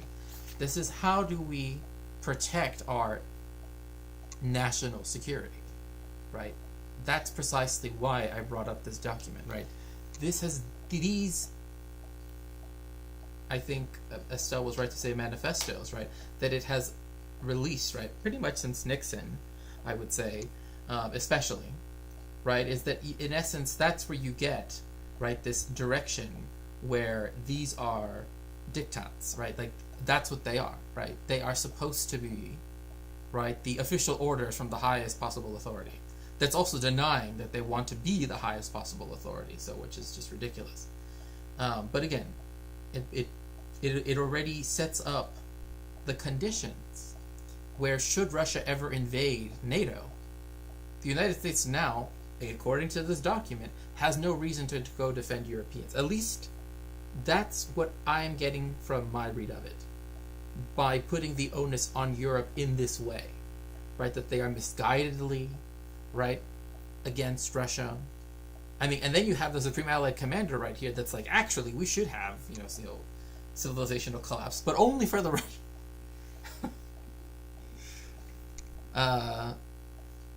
It's big problems. Of democracy and so forth. It's a dictatorship. But in the document, we don't say that to Russia. We don't challenge China, even though they say the greatest threat to China is Western democratic values. Instead, we want to go. When has China ever said that? I've always wondered, like, they always say, oh, China says this. When has it said that? I don't know. Go after our dearest, longest allies. Why is that? Well, because I know there are supporters of the government in Washington who are in the data business, and Europe has different privacy laws, and I know there's frictions there, and some of these people supported J.D. Vance, and so I think there's some internal U.S. politics, but when it gets out... Okay. The Supreme Allied Commander just said something very important. Right? That even he can recognize it. Right? Oh, there are these internal politics, right, of different factions of capital, right? And that's why people are willing to do X, Y, Z, right? And why the United States now has to dictate to Europe how it should be running its economy, how it should be doing X, Y, Z, right? Is because fundamentally that is the thing which gives the most power to U.S. capitalists, right? That keeps the capital city, right, or the capital of capitalism, right, so to speak, right, firmly within the United States, right, because this is where all the AI companies are and blah, all the tech companies, etc., right. It essentially says that Europe has to accept American rules, or face whatever consequences that come its way. Americans don't listen to China, so it doesn't matter what they say. You can just invent whatever. That's true. Oh, yeah, I'm back. Yeah, you're back. It would only time you out for 5 seconds. I apologize. I turned off that thing because it's very, very, very touchy. Just wanted to stop quickly and just say, make sure to take a sip of water, make sure to hydrate, make sure that, that you're in a, posture check, etc. And just make sure you're feeling all right. Hope everybody's doing okay. And, of course, like I said, thank you to the kind people that helped me get the book that was on my throne. Again, if you would like to sponsor any of my research, you can always go to my throne. You will find books that I use for my research there. There's also the Dark Horse Dono Dojo, which is, if you don't know, and I please urge you to join the Discord, is every week on Friday night, starting at 4 p.m. Pacific, to try to include as many people as possible, right? We watch a film, and we usually do it by voting, right? But I am allowing a dono goal, a dark horse dono dojo, as I call it, to have the movie Vampire Hunter D, right, be one of the things that will be watched. So there will be a list of films that will be one of those Dark Horse Dono Dojos, and if that wins, if we ever hit $100 on that, right, and it's cumulative, it's not like, oh, only today or tomorrow, whatever. It's if we do hit it, or when we do hit it, right, then we get to watch one of the films that's on there, right? So these are going to be films that are like hype, very hype films, instead of whatever we voted for, right? That's one way I thought of introducing that concept. So yeah, it was very aggressive, but again, make sure to take a nice drink of water, or whatever you might need to feel comfortable, and I hope you're all doing well. So let's finish this up. Into a national security strategy like this, I think it's offensive. I don't think it has any place in that strategy. And Europe does have to manage immigration. But Jim, I got to be honest with you. In 2013, 14, 15, when Europe was really suffering, I kept asking, why doesn't the United States let NATO help Europe dealing with these migrants coming over the Mediterranean and dying? Why won't we help? NATO could have helped. But wait, what? Excuse me, sir. Excuse me. Water is supreme. Yeah, bon appetit. Buen provecho. Buen provecho. Why didn't you have NATO? Yeah, we should have invoked Article 5 for the quote-unquote migration crisis in the Mediterranean. My goodness gracious.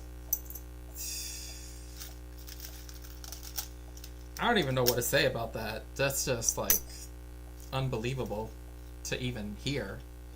Like, we should have had NATO, essentially have an embargo, right? Like, essentially do a blockade, right, of people who have every legal right, to cross the Mediterranean, and do it again, very often, as we unfortunately, know that many times it results in their death, right? Like, I don't know why people think that migration is something that people do for fun or something. Like expats do it for fun, and that's why they get to be called expats, right?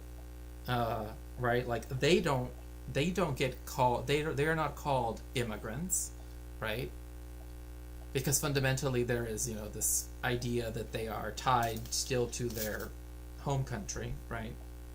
So that's why they are just expatriates, right? But I'm going into that.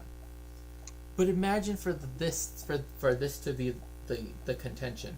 Why didn't the United States use NATO to blockade the Middle East, right? So Southwest Asia, North Africa, to ensure that no migrants crossed into Europe? Think about that. Like, really, really think about what that's saying, right? If that's something, and again, he didn't exactly say invoking Article 5, but think about what that means. The NATO would be willing to have done that. This is the former Supreme Allied Commander, so that's why I take his opinion and what he says very seriously when it comes to NATO stuff, since he was the Supreme Allied Commander, right? So the commander of all NATO forces, right? For him to say, we could have been the border force of Fortress Europe. Why didn't, right, the president, right, Obama and then Trump let NATO do that? It would be willing to do that, but it wouldn't actually defend Ukraine, right? Like all the stuff that he is saying about, like, oh, Ukraine and everything, right? Like, yes, Ukraine's sovereignty needs to be upheld, right? Like, that is something that is true, right? And whether that they negotiate whatever they might negotiate with Russia, right? It shouldn't be something that they're forced into. But unfortunately, that's what it's seeming to do, especially with this document, right? So, so then, when it says that it wants to end the hostilities in Ukraine in order to stabilize European economies, it then goes to say it wishes to reestablish strategic stability with Russia. With Russia.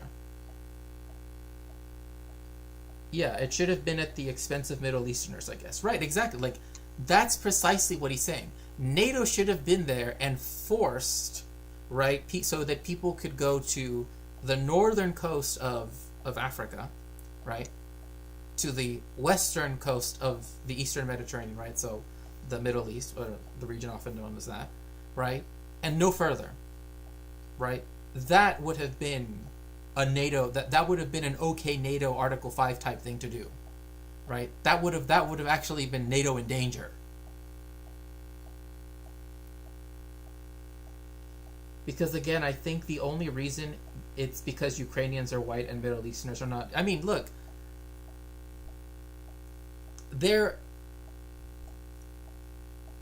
I definitely will say it is strange that the arguments that people said for Ukraine when the war first started, of why people should care, right, more about it than other conflicts in particular, right? So I'm talking about a very small genre of videos. I'm not saying everything that ever came out, but there were some, and I know people must remember them, right?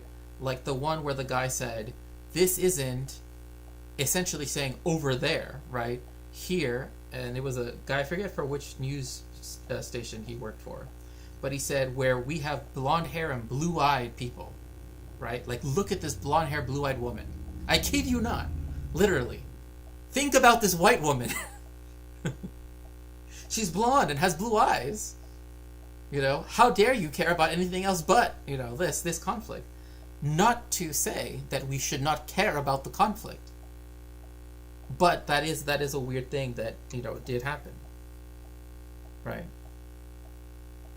So, to then say that it wants to reestablish strategic stability with Russia is, again, meaning it's willing to sacrifice Ukraine, right, to Russia.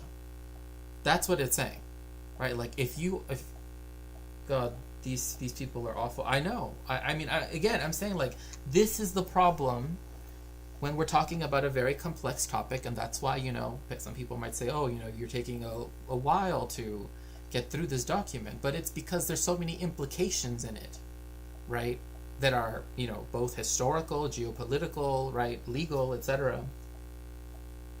And this is now the official strategy of the United States, right? This is their manifesto, right, as Estelle said. So when it then says, right, that it wants to reestablish strategic stability, that means it wants Europe to resume trade, right? It wants German and Russian ties to go back, right? It wants to normalize, right? It wants to have a process of normalization, in essence, right? I'm saying this is my commentary, of the entire European continent with Russia, comma, right? Quote, as well as to enable the post-hostilities reconstruction of Ukraine to ensure its survival as a viable state. That's it. That's all it's saying. As long as Ukraine can remain in some form a state, that is this far and no further. Right? That is it. That this is the highest bar it has set itself when it comes to Ukraine. As long as a viable, whatever that even means, state, because think about where else that language is used. It's used in Palestine, right? Can there be a viable, and they usually will say, Jewish state and Palestinian state, which is just ridiculous to me, but still, it's always a question of, can there be a viable Palestinian state in only 22% of the land, right? And even then, the Palestinians would still be, you know, all the Oslo, Madrid, if all that stuff, right, would have been followed through, right, it would have involved land swaps and other things, right? But it would have effectively been 22% of all of historical Palestine, right? Which makes no sense in reality. It makes absolutely no sense. But they always use the same language, a viable state.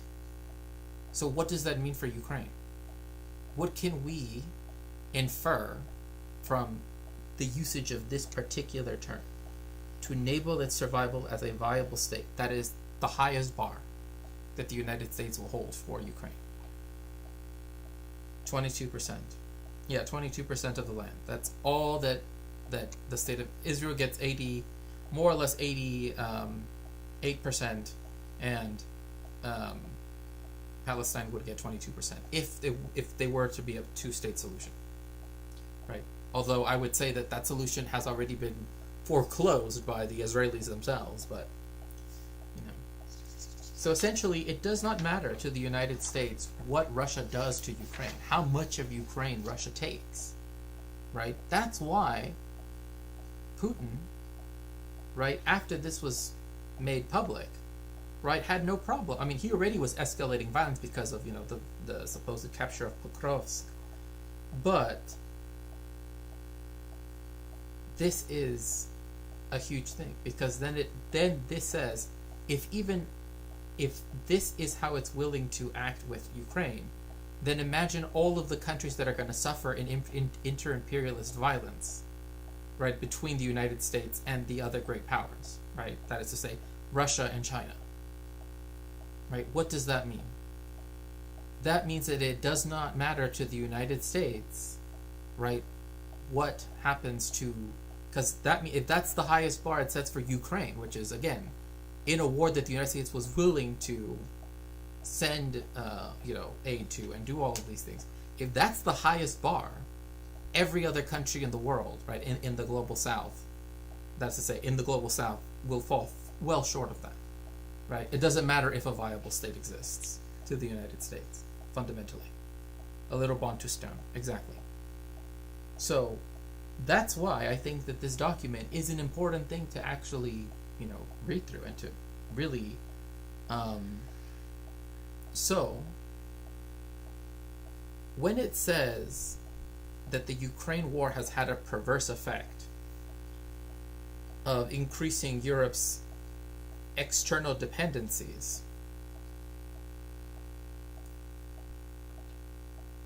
it essentially is saying that it's blaming the war in Ukraine, right, for the fact that the economic, right, problems, issues that arose because of a literal land war, right? Like a war between two countries, right? As we haven't really seen in Europe for, at least since the Yugoslav wars, right? Although that's arguable, right? Because I technically would include the first Chechen and second Chechen wars as wars we should consider within that, But regardless, what this means is, in essence, is that the Trump administration, right, and therefore the United States, as such, as an institutional hegemon of the world,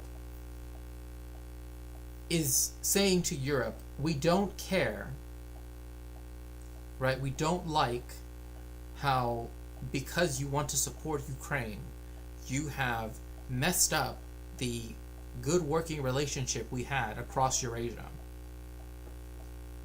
And that is explicitly stated, too, just in a slightly different way. When it says, quote, the Trump administration finds itself at odds with European officials who hold unrealistic expectations for the war perched,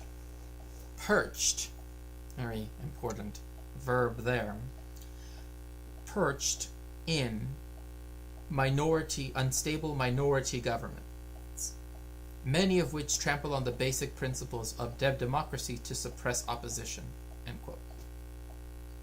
This is literally what I was saying about how the United States is, it's been laying it out slowly, this argument, right, throughout the whole thing, right, slowly, with different exposition.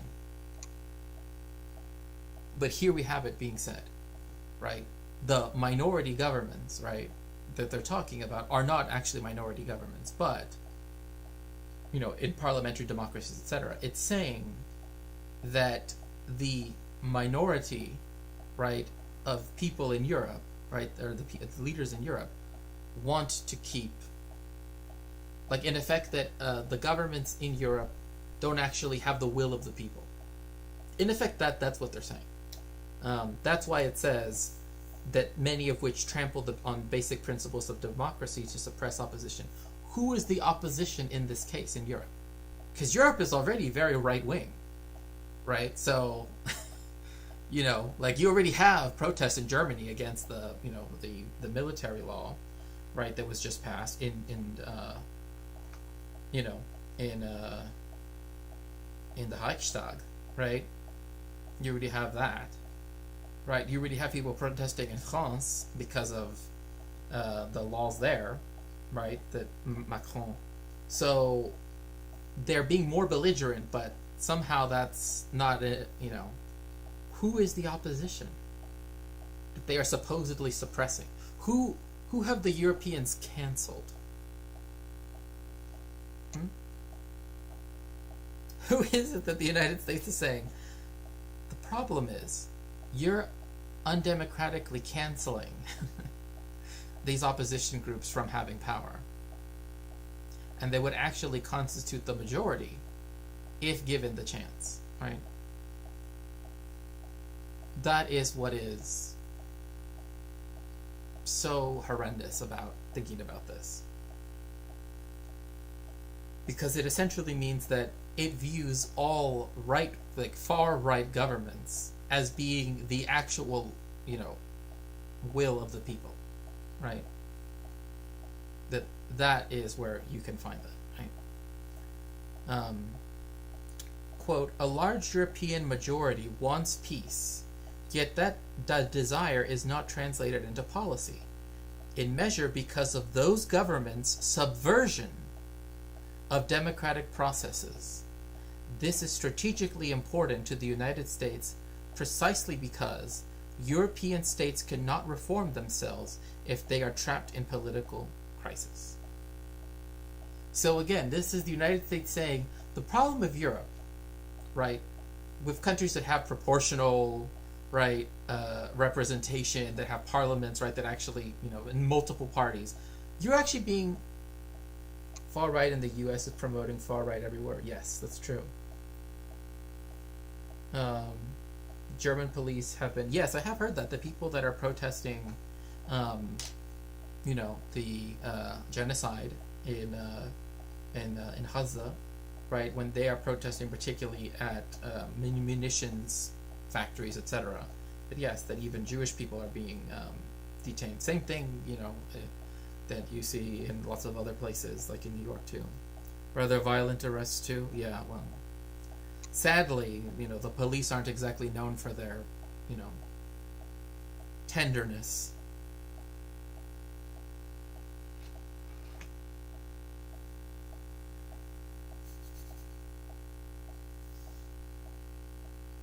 So then, when it says American diplomacy, I'm quoting again, should continue to stand up for genuine democracy, right, freedom of expression, and unapologetic expressions of European nations' individual character and history. Again, what does that mean? What does an unapologetic celebration of European nations' individual character and history mean in this context with everything we've gone over? America encourages its political allies in Europe to promote this revival of spirit, this triumph of the will, if you would, and growing influence of patriotic European parties. Indeed, gives great cause for optimism.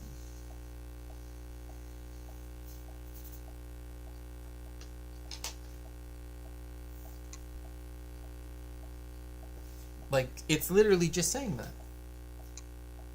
Maybe they're like previously they've been apologizing. They feel like, yeah. But another thing too Yikes. No, I know. Seems evocative. No, it is. It is. It is meant to be evocative when I said, but it is important that it says that it's going to encourage to promote this revival of spirit. Right? Yeah, unapologetic. Yeah, exactly. What does that mean? Unapologetic. Yeah, as if European countries have been apologizing for their horrendous, history that apparently now has to be celebrated, right? Like all of the colonial parts of it, etc. But that it's also going to make Europe promote the revival of the spirit, right? Whatever that spirit is, I don't want to talk about Geist and all that stuff, but the growing influence of patriotic European parties. That's what the United States wants to then have, right? Be the supposed correction to the failures of Europe hitherto.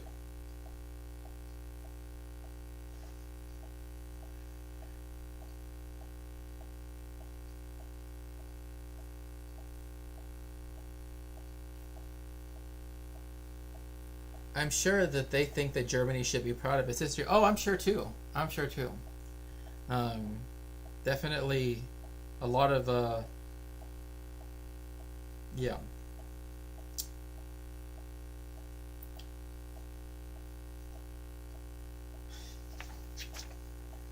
So, does this strategy include a more reimagination of what Europe could be? Yes. Yeah, it is. Because the whole thing about before is they wanted Europe to develop, right, democratic institutions, etc., etc. Now it's saying, oh no, you're actually undemocratic because you're not allowing far-right parties to win. You're not listening to them. And they are the silent majority.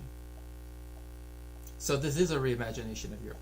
Because it puts the onus, I argue, right, through its language, for any attack, say, by Russia, squarely on Europe, at Europe's door, right? It says, if Russia were to invade, even if you are NATO countries, right, which the United States has apparently given a deadline to some stuff, but I'm not exactly sure.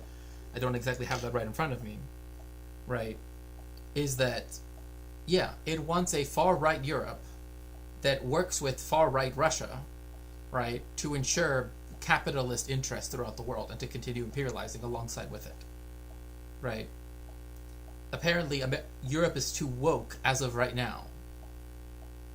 And for this general, right, one way that they could have prevented the wokening, one might say, right, of Europe is, which I just, was by having NATO be essentially the frontex, right, the border, but essentially have a blockade of the Middle East.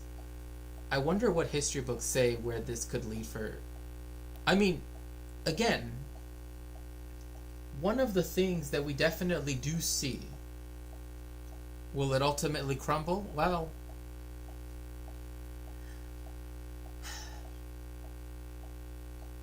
that's a good question. Whether that's going to happen at any time soon, I don't think so. I would say that isn't really quite the way how things go, typically, right? Like this isn't Tsar Nicholas II in 300 years of Romanov rule, right? It's a bit different, right?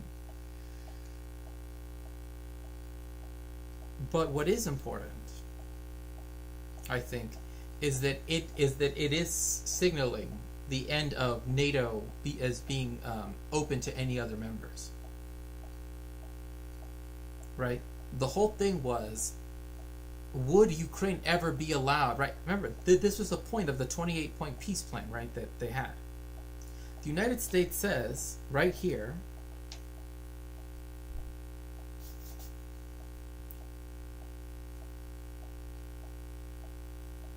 that it wants to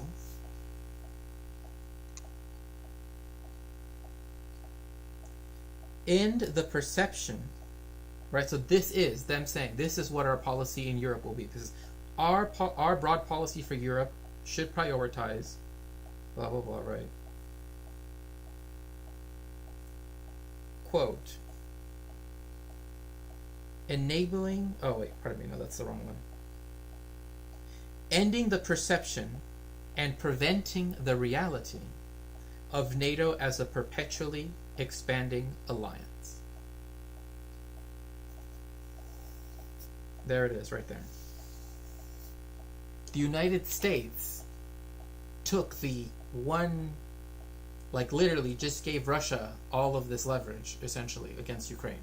Because the United States has said, whatever NATO is now, that's it. We will never admit anybody else. That club is sealed. Unapologetic, yeah, Congo, yeah, with Belgium. They also want to stoke nationalism in European states to weaken Europe and make it more manageable by U.S. interests, like what they've been doing in Alberta. Right, exactly. Like, putting in more right-wing governments that take away more workers' rights, that take away the little crumbs of social democracy that remain in Europe, which are more than exist in the United States, fundamentally will mean that that one thing it will do, right, for example, is essentially saying it's going to militarily abandon Europe, right, to a great extent.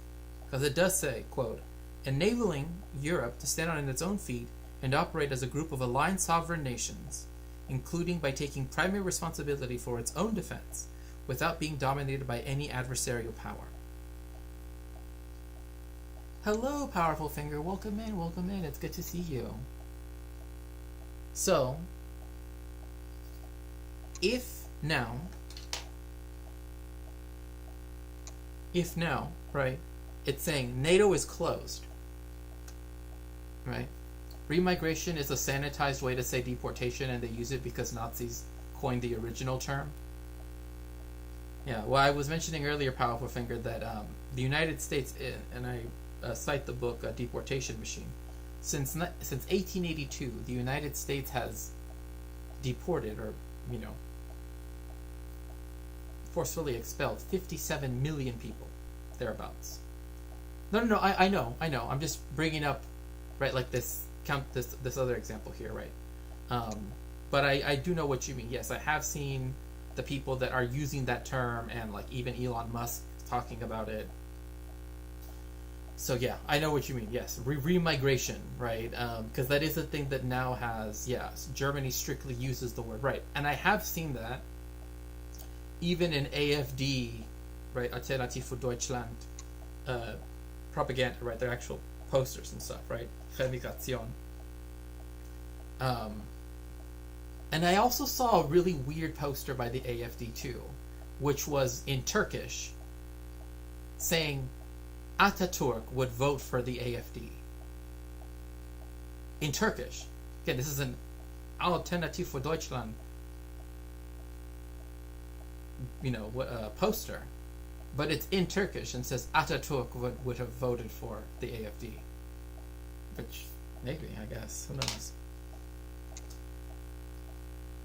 Sounds like they want to dismantle social democracy, spend their money on military industry instead of housing, healthcare, and education. Yes, that's 100% the case. That's exactly what they're saying. That is exactly what they're saying. I know it's a bit arrogant of me to say, but I feel like they're being such morons right now. I mean, what? To what are you saying? What to, Estelle?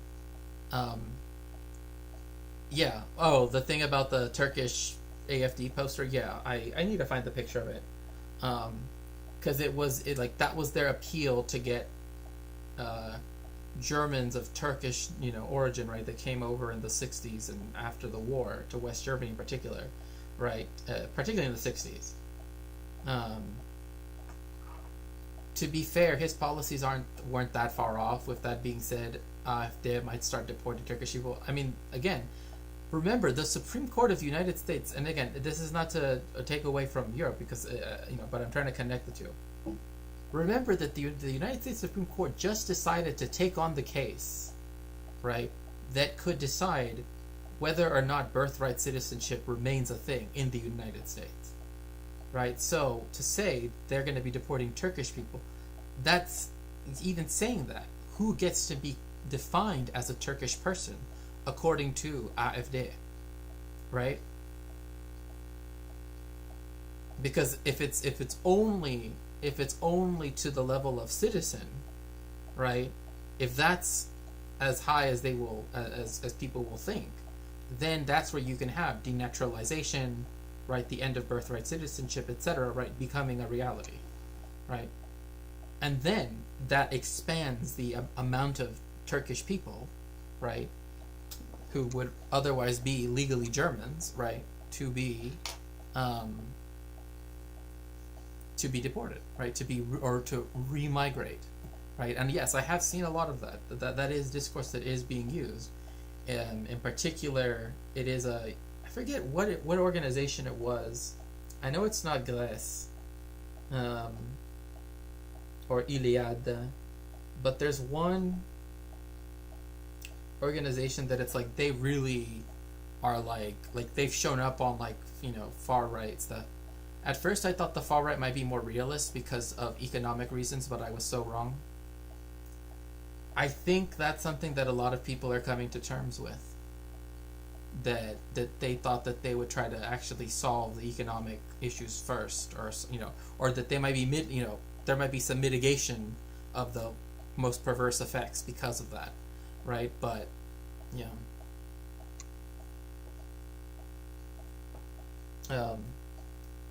Did you see the speech? Oh, hello, Isam. It's good to see you. The speech of the leader for the Alternative for Deutschland using gestures same as Hitler. I mean, I'm not surprised. I mean, they definitely want to evoke that, right? I mean, that's definitely a way to speak to. Because remember, the United States inspired, right? I mean, I don't want to say that there was only one way. It was, both directions, right? Historically, right? It was always interplay between both Europe and the United States. But the ideas of mass migration and all these other things, and mass expulsion, all that stuff was stuff that was put in place in Germany, right? Until later you had the Wannsee Conference, etc. Operation, including rounding up indigenous American Indians and relocating the people to Mexico. That actually just happened, where I think a DHS agent or an ICE agent or something, I can't remember, said that they thought that this woman's tribal ID was fake because it says it says the Lakota Nation, right? Because it's a tribal ID, and I don't like, I've said on my stream multiple times, I don't like the term tribal. I don't like the word tribe to describe whole swaths of people, because there are other, categories that we could use. But since that's the official terminology, I guess I'll just use it for now. But being a recognized member of the Lakota Nation, right, or Sioux, Lakota Sioux, etc., whatever it might be, that they were saying that doesn't look real to us. So we're going to deport to where? Where are you going to deport an indigenous person? Right? And the sad fact is that chances are that there are people that have been deported that were indigenous. And in fact there were, right, historically speaking. So yeah. Operation relocating peoples to Mexico's only connection to Mexico was that lines on the map used to claim towns on the Mexican side. Operation, yeah. Well, that too, Operation Racial Slur is what gives all of this legal justification, right?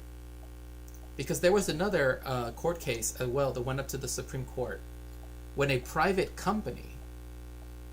Are people still getting sent to Sikot?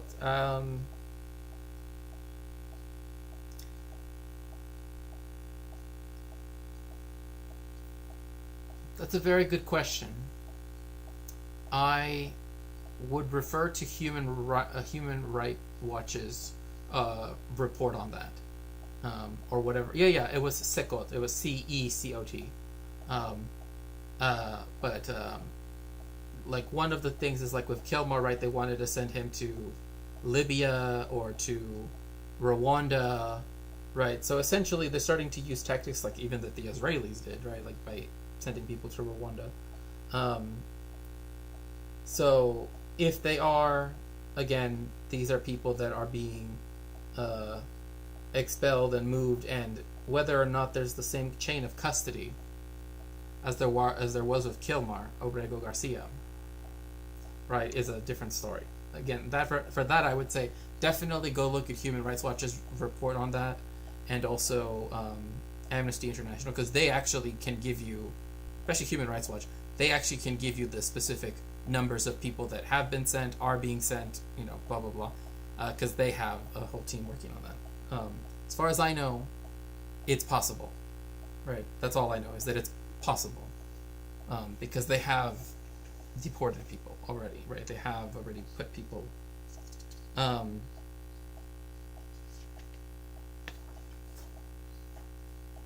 So.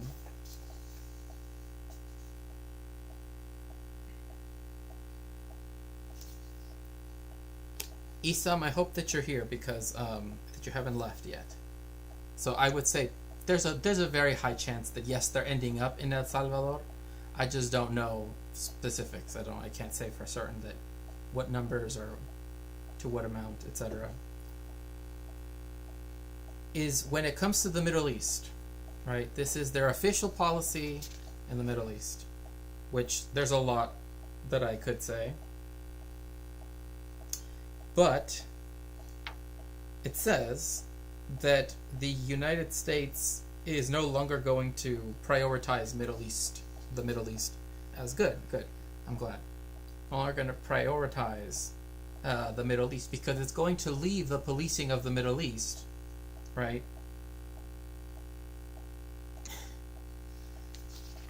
to it's Donald Trump's, quote, successful revitalization of our alliances in the Gulf with other Arab partners and with Israel. So in other words, Saudi Arabia and Israel in particular, and the Gulf monarchies are going to be the regional policemen instead of the United States specifically, right? So this is what's in the strategy document.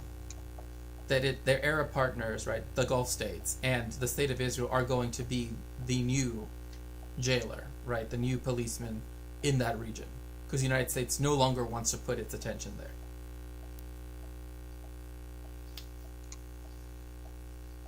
So, therefore,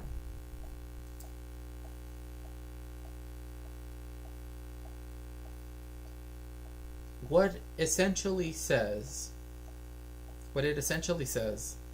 is that, and I think this is a very interesting thing for this document to say, because it's kind of saying a lot.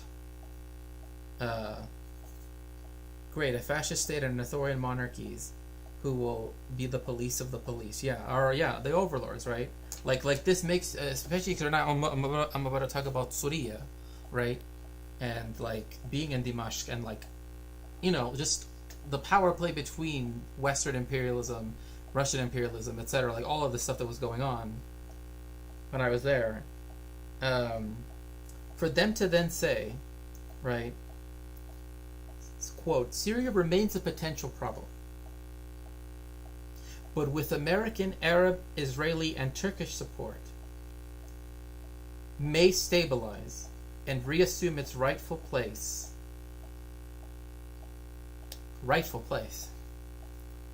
as an integral, positive player in the region. What does that mean? Tell me, what does that mean? What are they saying that they want Syria to become? Right? Because they're saying, with the Gulf monarchies, Saudi Arabia, Israel, Turkey, and the United States, we can transform Syria and restore it to its rightful place. What is that rightful place? right? To be an integral, positive player in the region. What does that mean? What does that mean? What does that leave in store for Syria, right? It means they want Syria to be, yeah, pretty much, yes. They want Syria to be another state, right, that upholds U.S. imperialism. It's a recipe for proxy warfare. Oh, for sure. Because the United States is not saying that it won't do proxy warfare, but it is saying that it doesn't care about sovereignty, right? Like when it comes to viable states, right? Like that's the reason why it's saying Russia has to. If Russia takes away more land from Ukraine, that's fine, as long as there is on the map somewhere in Europe Ukraine, right? A state called Ukraine. That's good. That's as high as the United States will hold, and that is the highest bar. And again, from reading this document, every other, the global south means all of our countries can be dismembered and whatever, right? But the only one that they actually speak of is necessitating a viable state, quote unquote, which, knowing how the United States uses that term vis-a-vis Palestine, doesn't leave a lot of positive, it doesn't leave a lot of hope. A problem here is that Israel's interests are really counter to a stabilized Syria. This is why I think that by saying American, Arab, Israeli, and Turkish support, it essentially means that Syria is going to become, right, like it's going to have to be, I hate maps. I know. I mean, I have maps behind me, but yeah, I know what you mean, right? That is what fundamentally, right, they are saying, is that these four powers, right, these four are the United States, the Gulf states, including Saudi Arabia, Israel and Turkey, right, that they are going to be the ones actually controlling what Syria does, right? As long as it lives up to whatever they want, right? Which really is whatever the United States wants, right? It's just another way of allowing for, other disputes to be settled, right? So Islam is right? That it will lead to proxy warfare. It will lead to more problems down the line. But they don't care about that, right? As long as those four countries, of which it's just really proxies for the one of them, the United States, right, can carve up Syria into, right, to create a integral positive player in the region, right? So essentially as a base for Western imperialism. So yeah, I agree with you, Natsa Oedipus, that it would be, right, as it were, contrary to Israel for there to be a strong Syrian state, but I don't think that's quite what they're saying. I think they're just saying they want to have Syria in a state, or as a state, or if it even, what Syria will look like, I don't even know. But they want it to be as another base of Western imperialism, right? And that's why they would want Israel to be able to have access to it, Turkey to be able to have access, and the Gulf states, right? Because then that leaves one marginalized community in particular, right? The Shia Muslims, right? That are the majority in southern Lebanon and also in western Syria, right? Like the Alawites, etc. That means that they have no connection anymore to Iran, right? Which then it is in Israel's interest to, right, work together with these powers to do these things, right? To work in this way, because it's a way of essentially foreclosing any Iranian, right, influence or whatever you want to call it, right, by essentially isolating Shia Muslims, right, in particular, right, because Israel fundamentally, and we know this, right, and the United States fundamentally still sees the fact that there are Shia Muslims here as though they are all potential, right,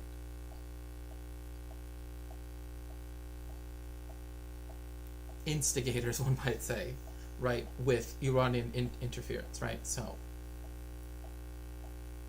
it won't work.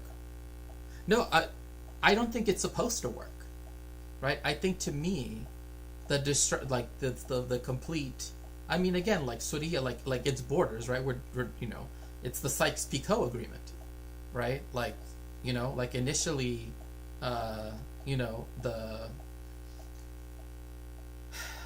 initially they wanted to make Dimashq, right, the capital of the Hashemite, right, greater Arab state, right, that they wanted to make. And later when they said, no, actually, we're just going to divide it up into specific little kingdoms that you can have.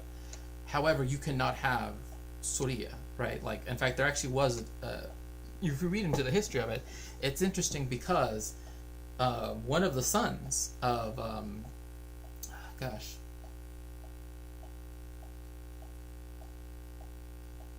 can't remember the son of whom. Is it Abdul? Anyway, it doesn't matter. But of the main at the time, the main person that wanted to, was working in conjunction with the British and the Zionists. One of his sons actually went all the way up to Dimashq, and they thought he might go to Beirut, right? And the French didn't want that, so the French sent in, right, troops, and eventually that became Faisal, right? Faisal was his name. Right, Faisal the First of Iraq, right, of the Hashemite kingdom of Iraq, right, which didn't last very long, but still, but yeah, because he thought like, oh, I'm gonna get all of this land, right, like that was part of the British Arab agreement, right, or at least with the Hashemites, I should say, but no, they said no, actually, you have to, even though you suffered casualties, you will receive no indemnities. Right, you're just gonna be kicked out and be given this land over here that we just constructed. Yeah, but Israel doesn't want a Syria. Quite frankly, that is acknowledged a future Turkish hegemony in the north if Israel swallows up South Syria, with Syria gone to claim the land is stronger. No, that's precisely what I'm saying.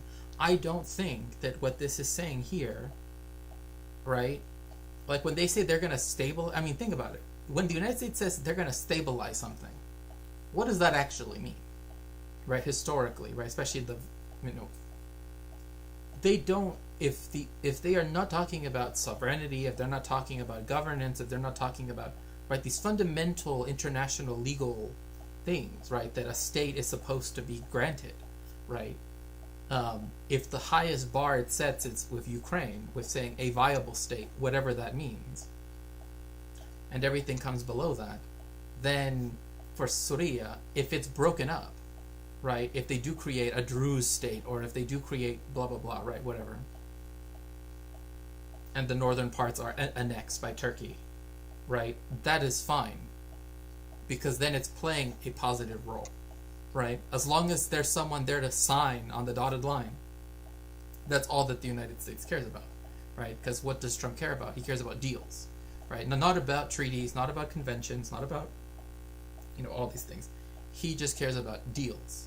So people will lose out, and they don't mind, right? None of those four people, right, mentioned, those four countries or those four groups, care about Syria existing as a state, right? In fact, quite the opposite, right? They would rather it be broken up, and so then that way it can never be a state again. They make it a desert and call it peace. Yeah, pretty much. Yeah. So, the last thing I want to sort of highlight in this part in the Middle East, which I think is important. Quote, Middle East partners are demonstrating their commitment to combating radicalism, a trend line American policy should continue to encourage. So, what countries are they going to encourage, right? What countries are they going to continue giving lots of funding to? Qatar, Kuwait, right? Bahrain, right? The Gulf states, right? It's just going to keep funneling more money in that direction. Quote, but doing so will require dropping America's misguided experiment with hectoring these nations, especially the Gulf monarchies, into abandoning their traditions and historic forms of government.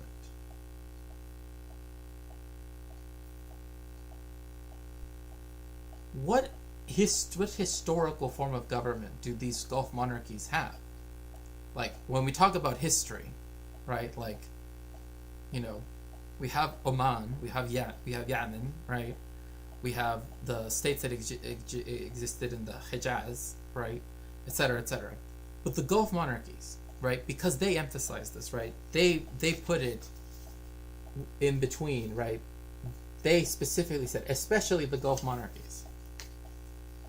What historical, like, what are they, like, what do they mean by that? The historical, their historical and traditional form of government. What history? What tradition?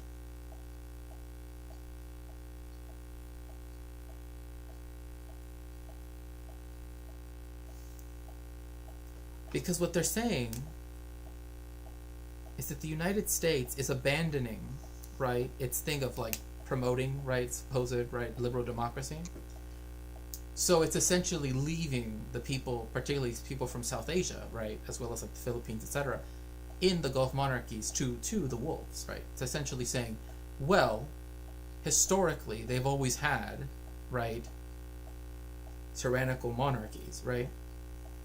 So the United States is no longer going to ask them to change in any way, right? In fact, quite the opposite. As long as they can say that it's historical or a tradition, they can continue doing it, or start doing it, or whatever you want to, however you want to put that, right? That is something that should, again, draw people's attention, because fundamentally, right, what does that say about its decision to leave the Gulf monarchies, Israel and Turkey, as the policemen of that region, right? But also saying, we will no longer expect any aspects of liberal democracy to exist in any of these states anymore.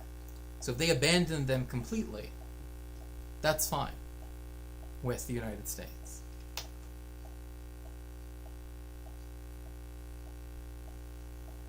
Because they don't want them to abandon their traditions and historic forms of government. But again, these states don't exactly have a long history. Yes, I'll put it like that, right? For them to claim supposed historic forms of government, right? Gotta jump. Oh, thank you so much, Reference Frame. I'll see you later. Take care.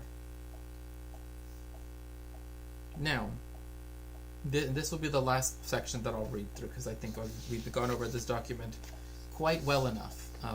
I think people now can make, and please, please go and read it yourself. I would love to discuss it further in the Discord, etc. When it comes to the last section, yeah, have a nice weekend. When it comes to Africa, oh wait, that reminds me, Isam, since you're still here. It is an interesting thing that the last thing they say in the part about the Middle East is, oh, but how do you quantify tradition and culture? Exactly, that is precisely my point. That is precisely what I'm saying. What is tradition and historical forms of governance for countries that were, invented out of whole cloth? I mean, all countries are, right? But you know what I mean, right? Like, they are specifically there particularly to be bases for the United States, like with Qatar, right? Where you have the 5th Fleet, right, of the Navy. Just, that's where their base is, right? So how do you quantify those things? And why is it then that, therefore, how come they don't allow that for the Palestinians, though? Isn't that weird? For the Palestinians, they don't care about their traditions or their historical forms of anything. Right? Only the Gulf monarchies, especially, I should say, the Gulf monarchies.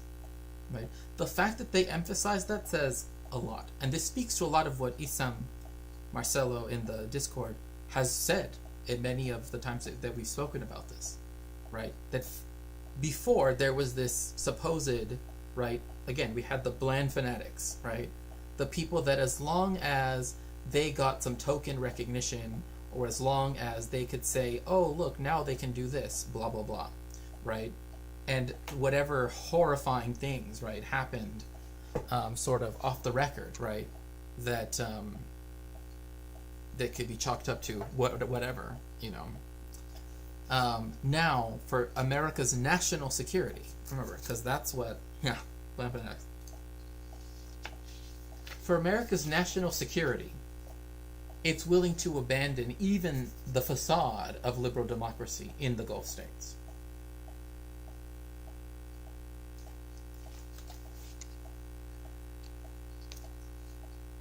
Which is why, when it ends this section in, quote, in fact, President Trump's ability to unite the Arab world, al-alam al-arabi, right? Like, you know what I mean? Al-alam arabi, you know? It's like, no. At Sharm el-Sheikh, in pursuit of peace and normalization, will allow the United States to finally prioritize American interests. That's how they end the Middle East part. Trump united the Arab world, al-alam arabi. Because the United States taking money from these Gulf countries, actually a blood money, if it's safe. No, that's true. I agree with you. That's the reason why there are books in the library. I know I've mentioned them to you before. Some that are particularly about, right, like power in the Gulf monarchies and everything. So for them to highlight that and say, particularly these countries, we are not going to ever ask them to do anything in the name of liberal democracy, not even for just for looks, right?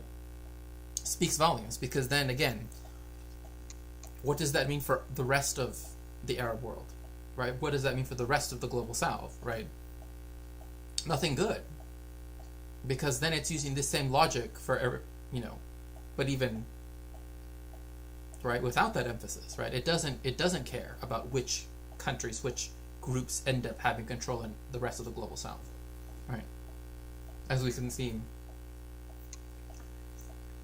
it actually works well with Israel towards move towards even more non-democracy. Exactly, right. That's why I find it important that they do highlight Israel as a policeman, right? That gets to determine how Syria, right, gets to be a positive, you know, figure in the region, right? If Israel is one of the 4 countries that gets to decide how this entire land mass, right, can do so, along with the along with the Gulf monarchies, including Saudi Arabia. Usually when I think of Gulf monarchies, I include Saudi Arabia in it. I know some people include it, some people don't, but I tend to include it because, you know, but anyway, point being, the Gulf monarchies and Saudi Arabia, Turkey, right, if they get to have the final veto on whatever this state, right, what used to be a state is, right, then that means all of this pretense about Al-Jolani or, you know, whatever, you know, and I know that they started calling him by his I don't want to say his actual name because Al-Jolani is like his nom de guerre, but, you know, whatever. But yes, it's essentially saying even Israel, the only democracy, quote unquote, in the Middle East, we don't care if they're a democracy or not. That's their official stance, right? But they're highlighting the Gulf states because those are monarchies, right? But it essentially gives license to every other country, right, to remain as authoritarian as possible, right? As long as they can ground it in some tradition or some historical form of governance, which, I mean, we've already saw that, right, in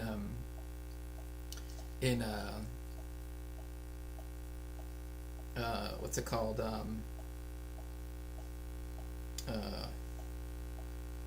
In the Supreme Court of Israel, right, where they used the Tanakh, right, the Tanakh as justification for why they could do XYZ war crimes, right? Like, actually, we're gonna, you know, become a theocracy now, be openly a theocracy, which, you know, but.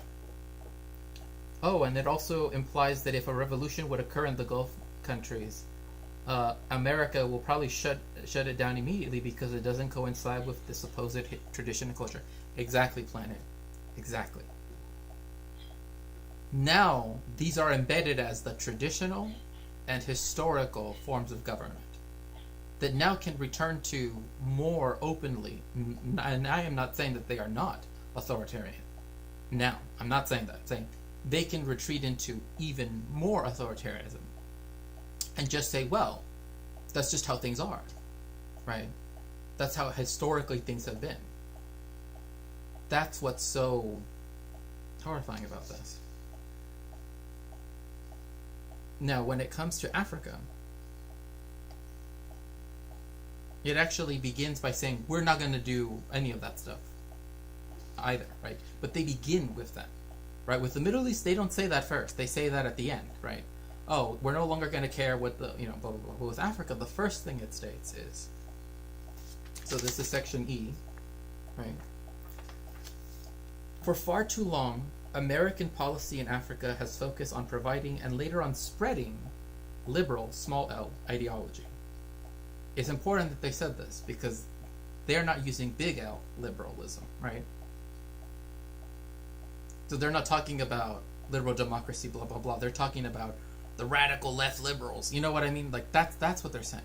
That used to be pushed in Africa, which I'm asking, where on earth was that ever the case? Like, in Congo with Lumumba? Like, I just think of Algeria, of, like, Kenya, like, when exactly was the United States as great, even South Africa, right? The United States was its last,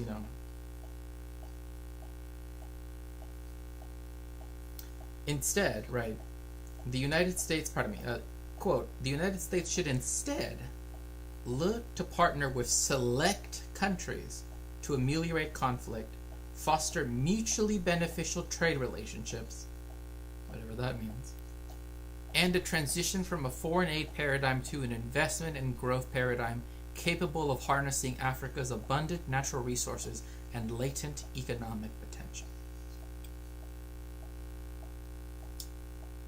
They didn't need to meet in Berlin to draft this. There was no Berlin conference for this. Because they have no need to. Right? By saying we get to choose which of the countries, right, we're going to support, and everything else can fall away for all we care, as long as it allows us to switch from a foreign aid paradigm to, which is still imperialist, but to a more directly imperialist one, right? Which comes with the comprador bourgeoisie, etc., blah, blah, blah, right? But the most important thing, whenever you hear natural resources, think human resources, right? Exactly, because that is their first paragraph, the first statement of intent. We're no longer going to help you, right? No more aid. Now we're going to have investment. So that means, right, labor relationships are going to change, right? That means protections for workers are going to change. That means that, again, you're going to have a regression, right, of some of the steps that have been taken in African countries, right, to ameliorate the conditions there for workers and for people in general. Notice they also don't mention any of the indigenous people, nothing else, right? That they don't care about that. From an aid paradigm to, well, I don't know if I would say that, but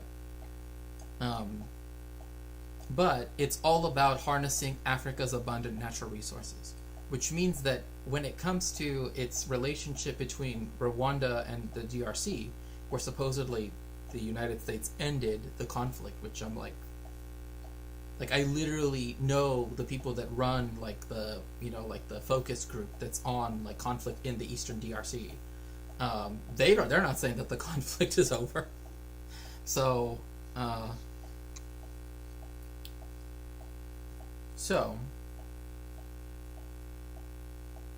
everything then becomes about negotiating deals, right? That's what it says here in this document, right? It says opportunities for engagement could include negotiating settlements to ongoing conflicts, e.g., DRC, Rwanda, and Sudan. Imagine what this would mean for people in Darfur, in Sudan in general, but just think about what that means. We want deals to end the conflict so we can get back to what we really care about, harnessing, Africa's abundant natural resources and latent economic potential. Given the shutdown of USAID and the resources to fight AIDS, I'd say the pun is accurate. I mean, I'm not saying that it's inaccurate. I just, don't want to be misunderstood, right? Just don't want to be misunderstood.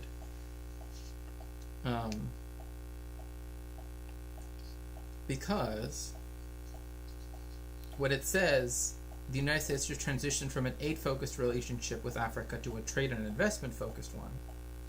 It states, right, quote, favoring partnerships with reliable states, whatever that even means. What is a reliable state?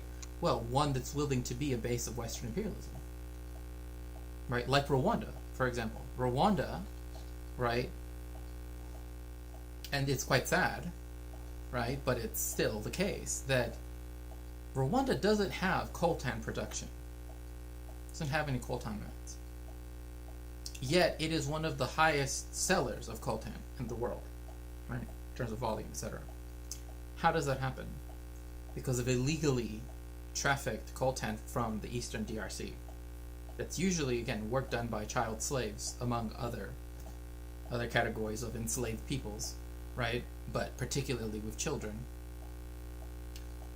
That is then literally laundered and then given a sticker, more or less, right, that verifies it as, oh, it's fair trade Rwandan coltan, and then they sell it. So that's the relationship. And also remember, Rwanda is also where Israel sends its refugees, right? And it doesn't, right, where America's trying to send, and I believe might have sent already, but again, I'm not too sure on that. But right, that's the relationship they want. Those are the types of relationships they want in Africa, right? They want al-Mexique, right? They want that kind of a relationship in Africa as well, right? But I just can't even imagine what that would mean for Sudan, to be quite honest.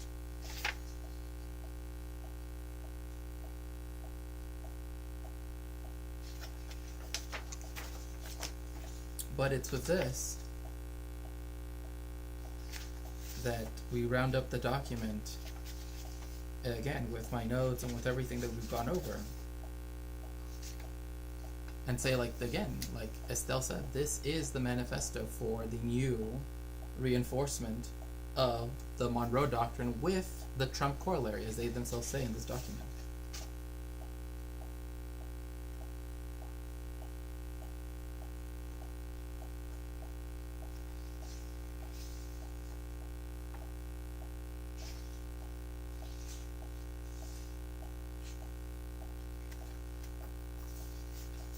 So, what is it that then we can look forward to? I wonder. I don't think there's a lot, any good to be expected from it, but sadly, I don't think that that's their concern, right? So anyway.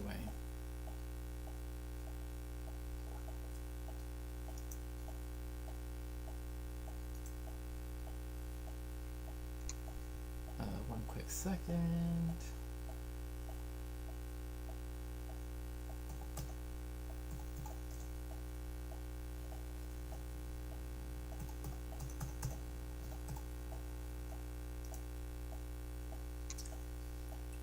Let's see here. Why don't we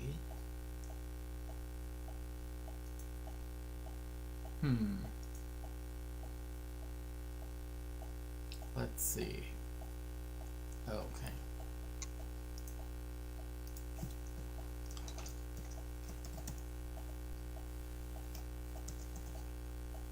Okay, I want to thank you all for joining me for this stream. Yeah, but colonialism and slavery is past us, right? Yeah, no, I mean, it's true. Sad that that this is the new paradigmatic document of our time, right? But sad to say. But nonetheless, as I was gonna say, thank you for joining me for this stream. I really appreciate it. It was very interesting going into all of these different topics with you. I hope you all enjoyed it. I know we went, very in depth, but again, I wanted to, really speak directly to this document. And so, for those of you on Twitch, if you would all please get in the machine so we could head on over to Zach's channel. Appreciate it. Again, thank you all for joining me. And for those of you on YouTube, the darkness is always there, but it's never the end. That's right. That's right.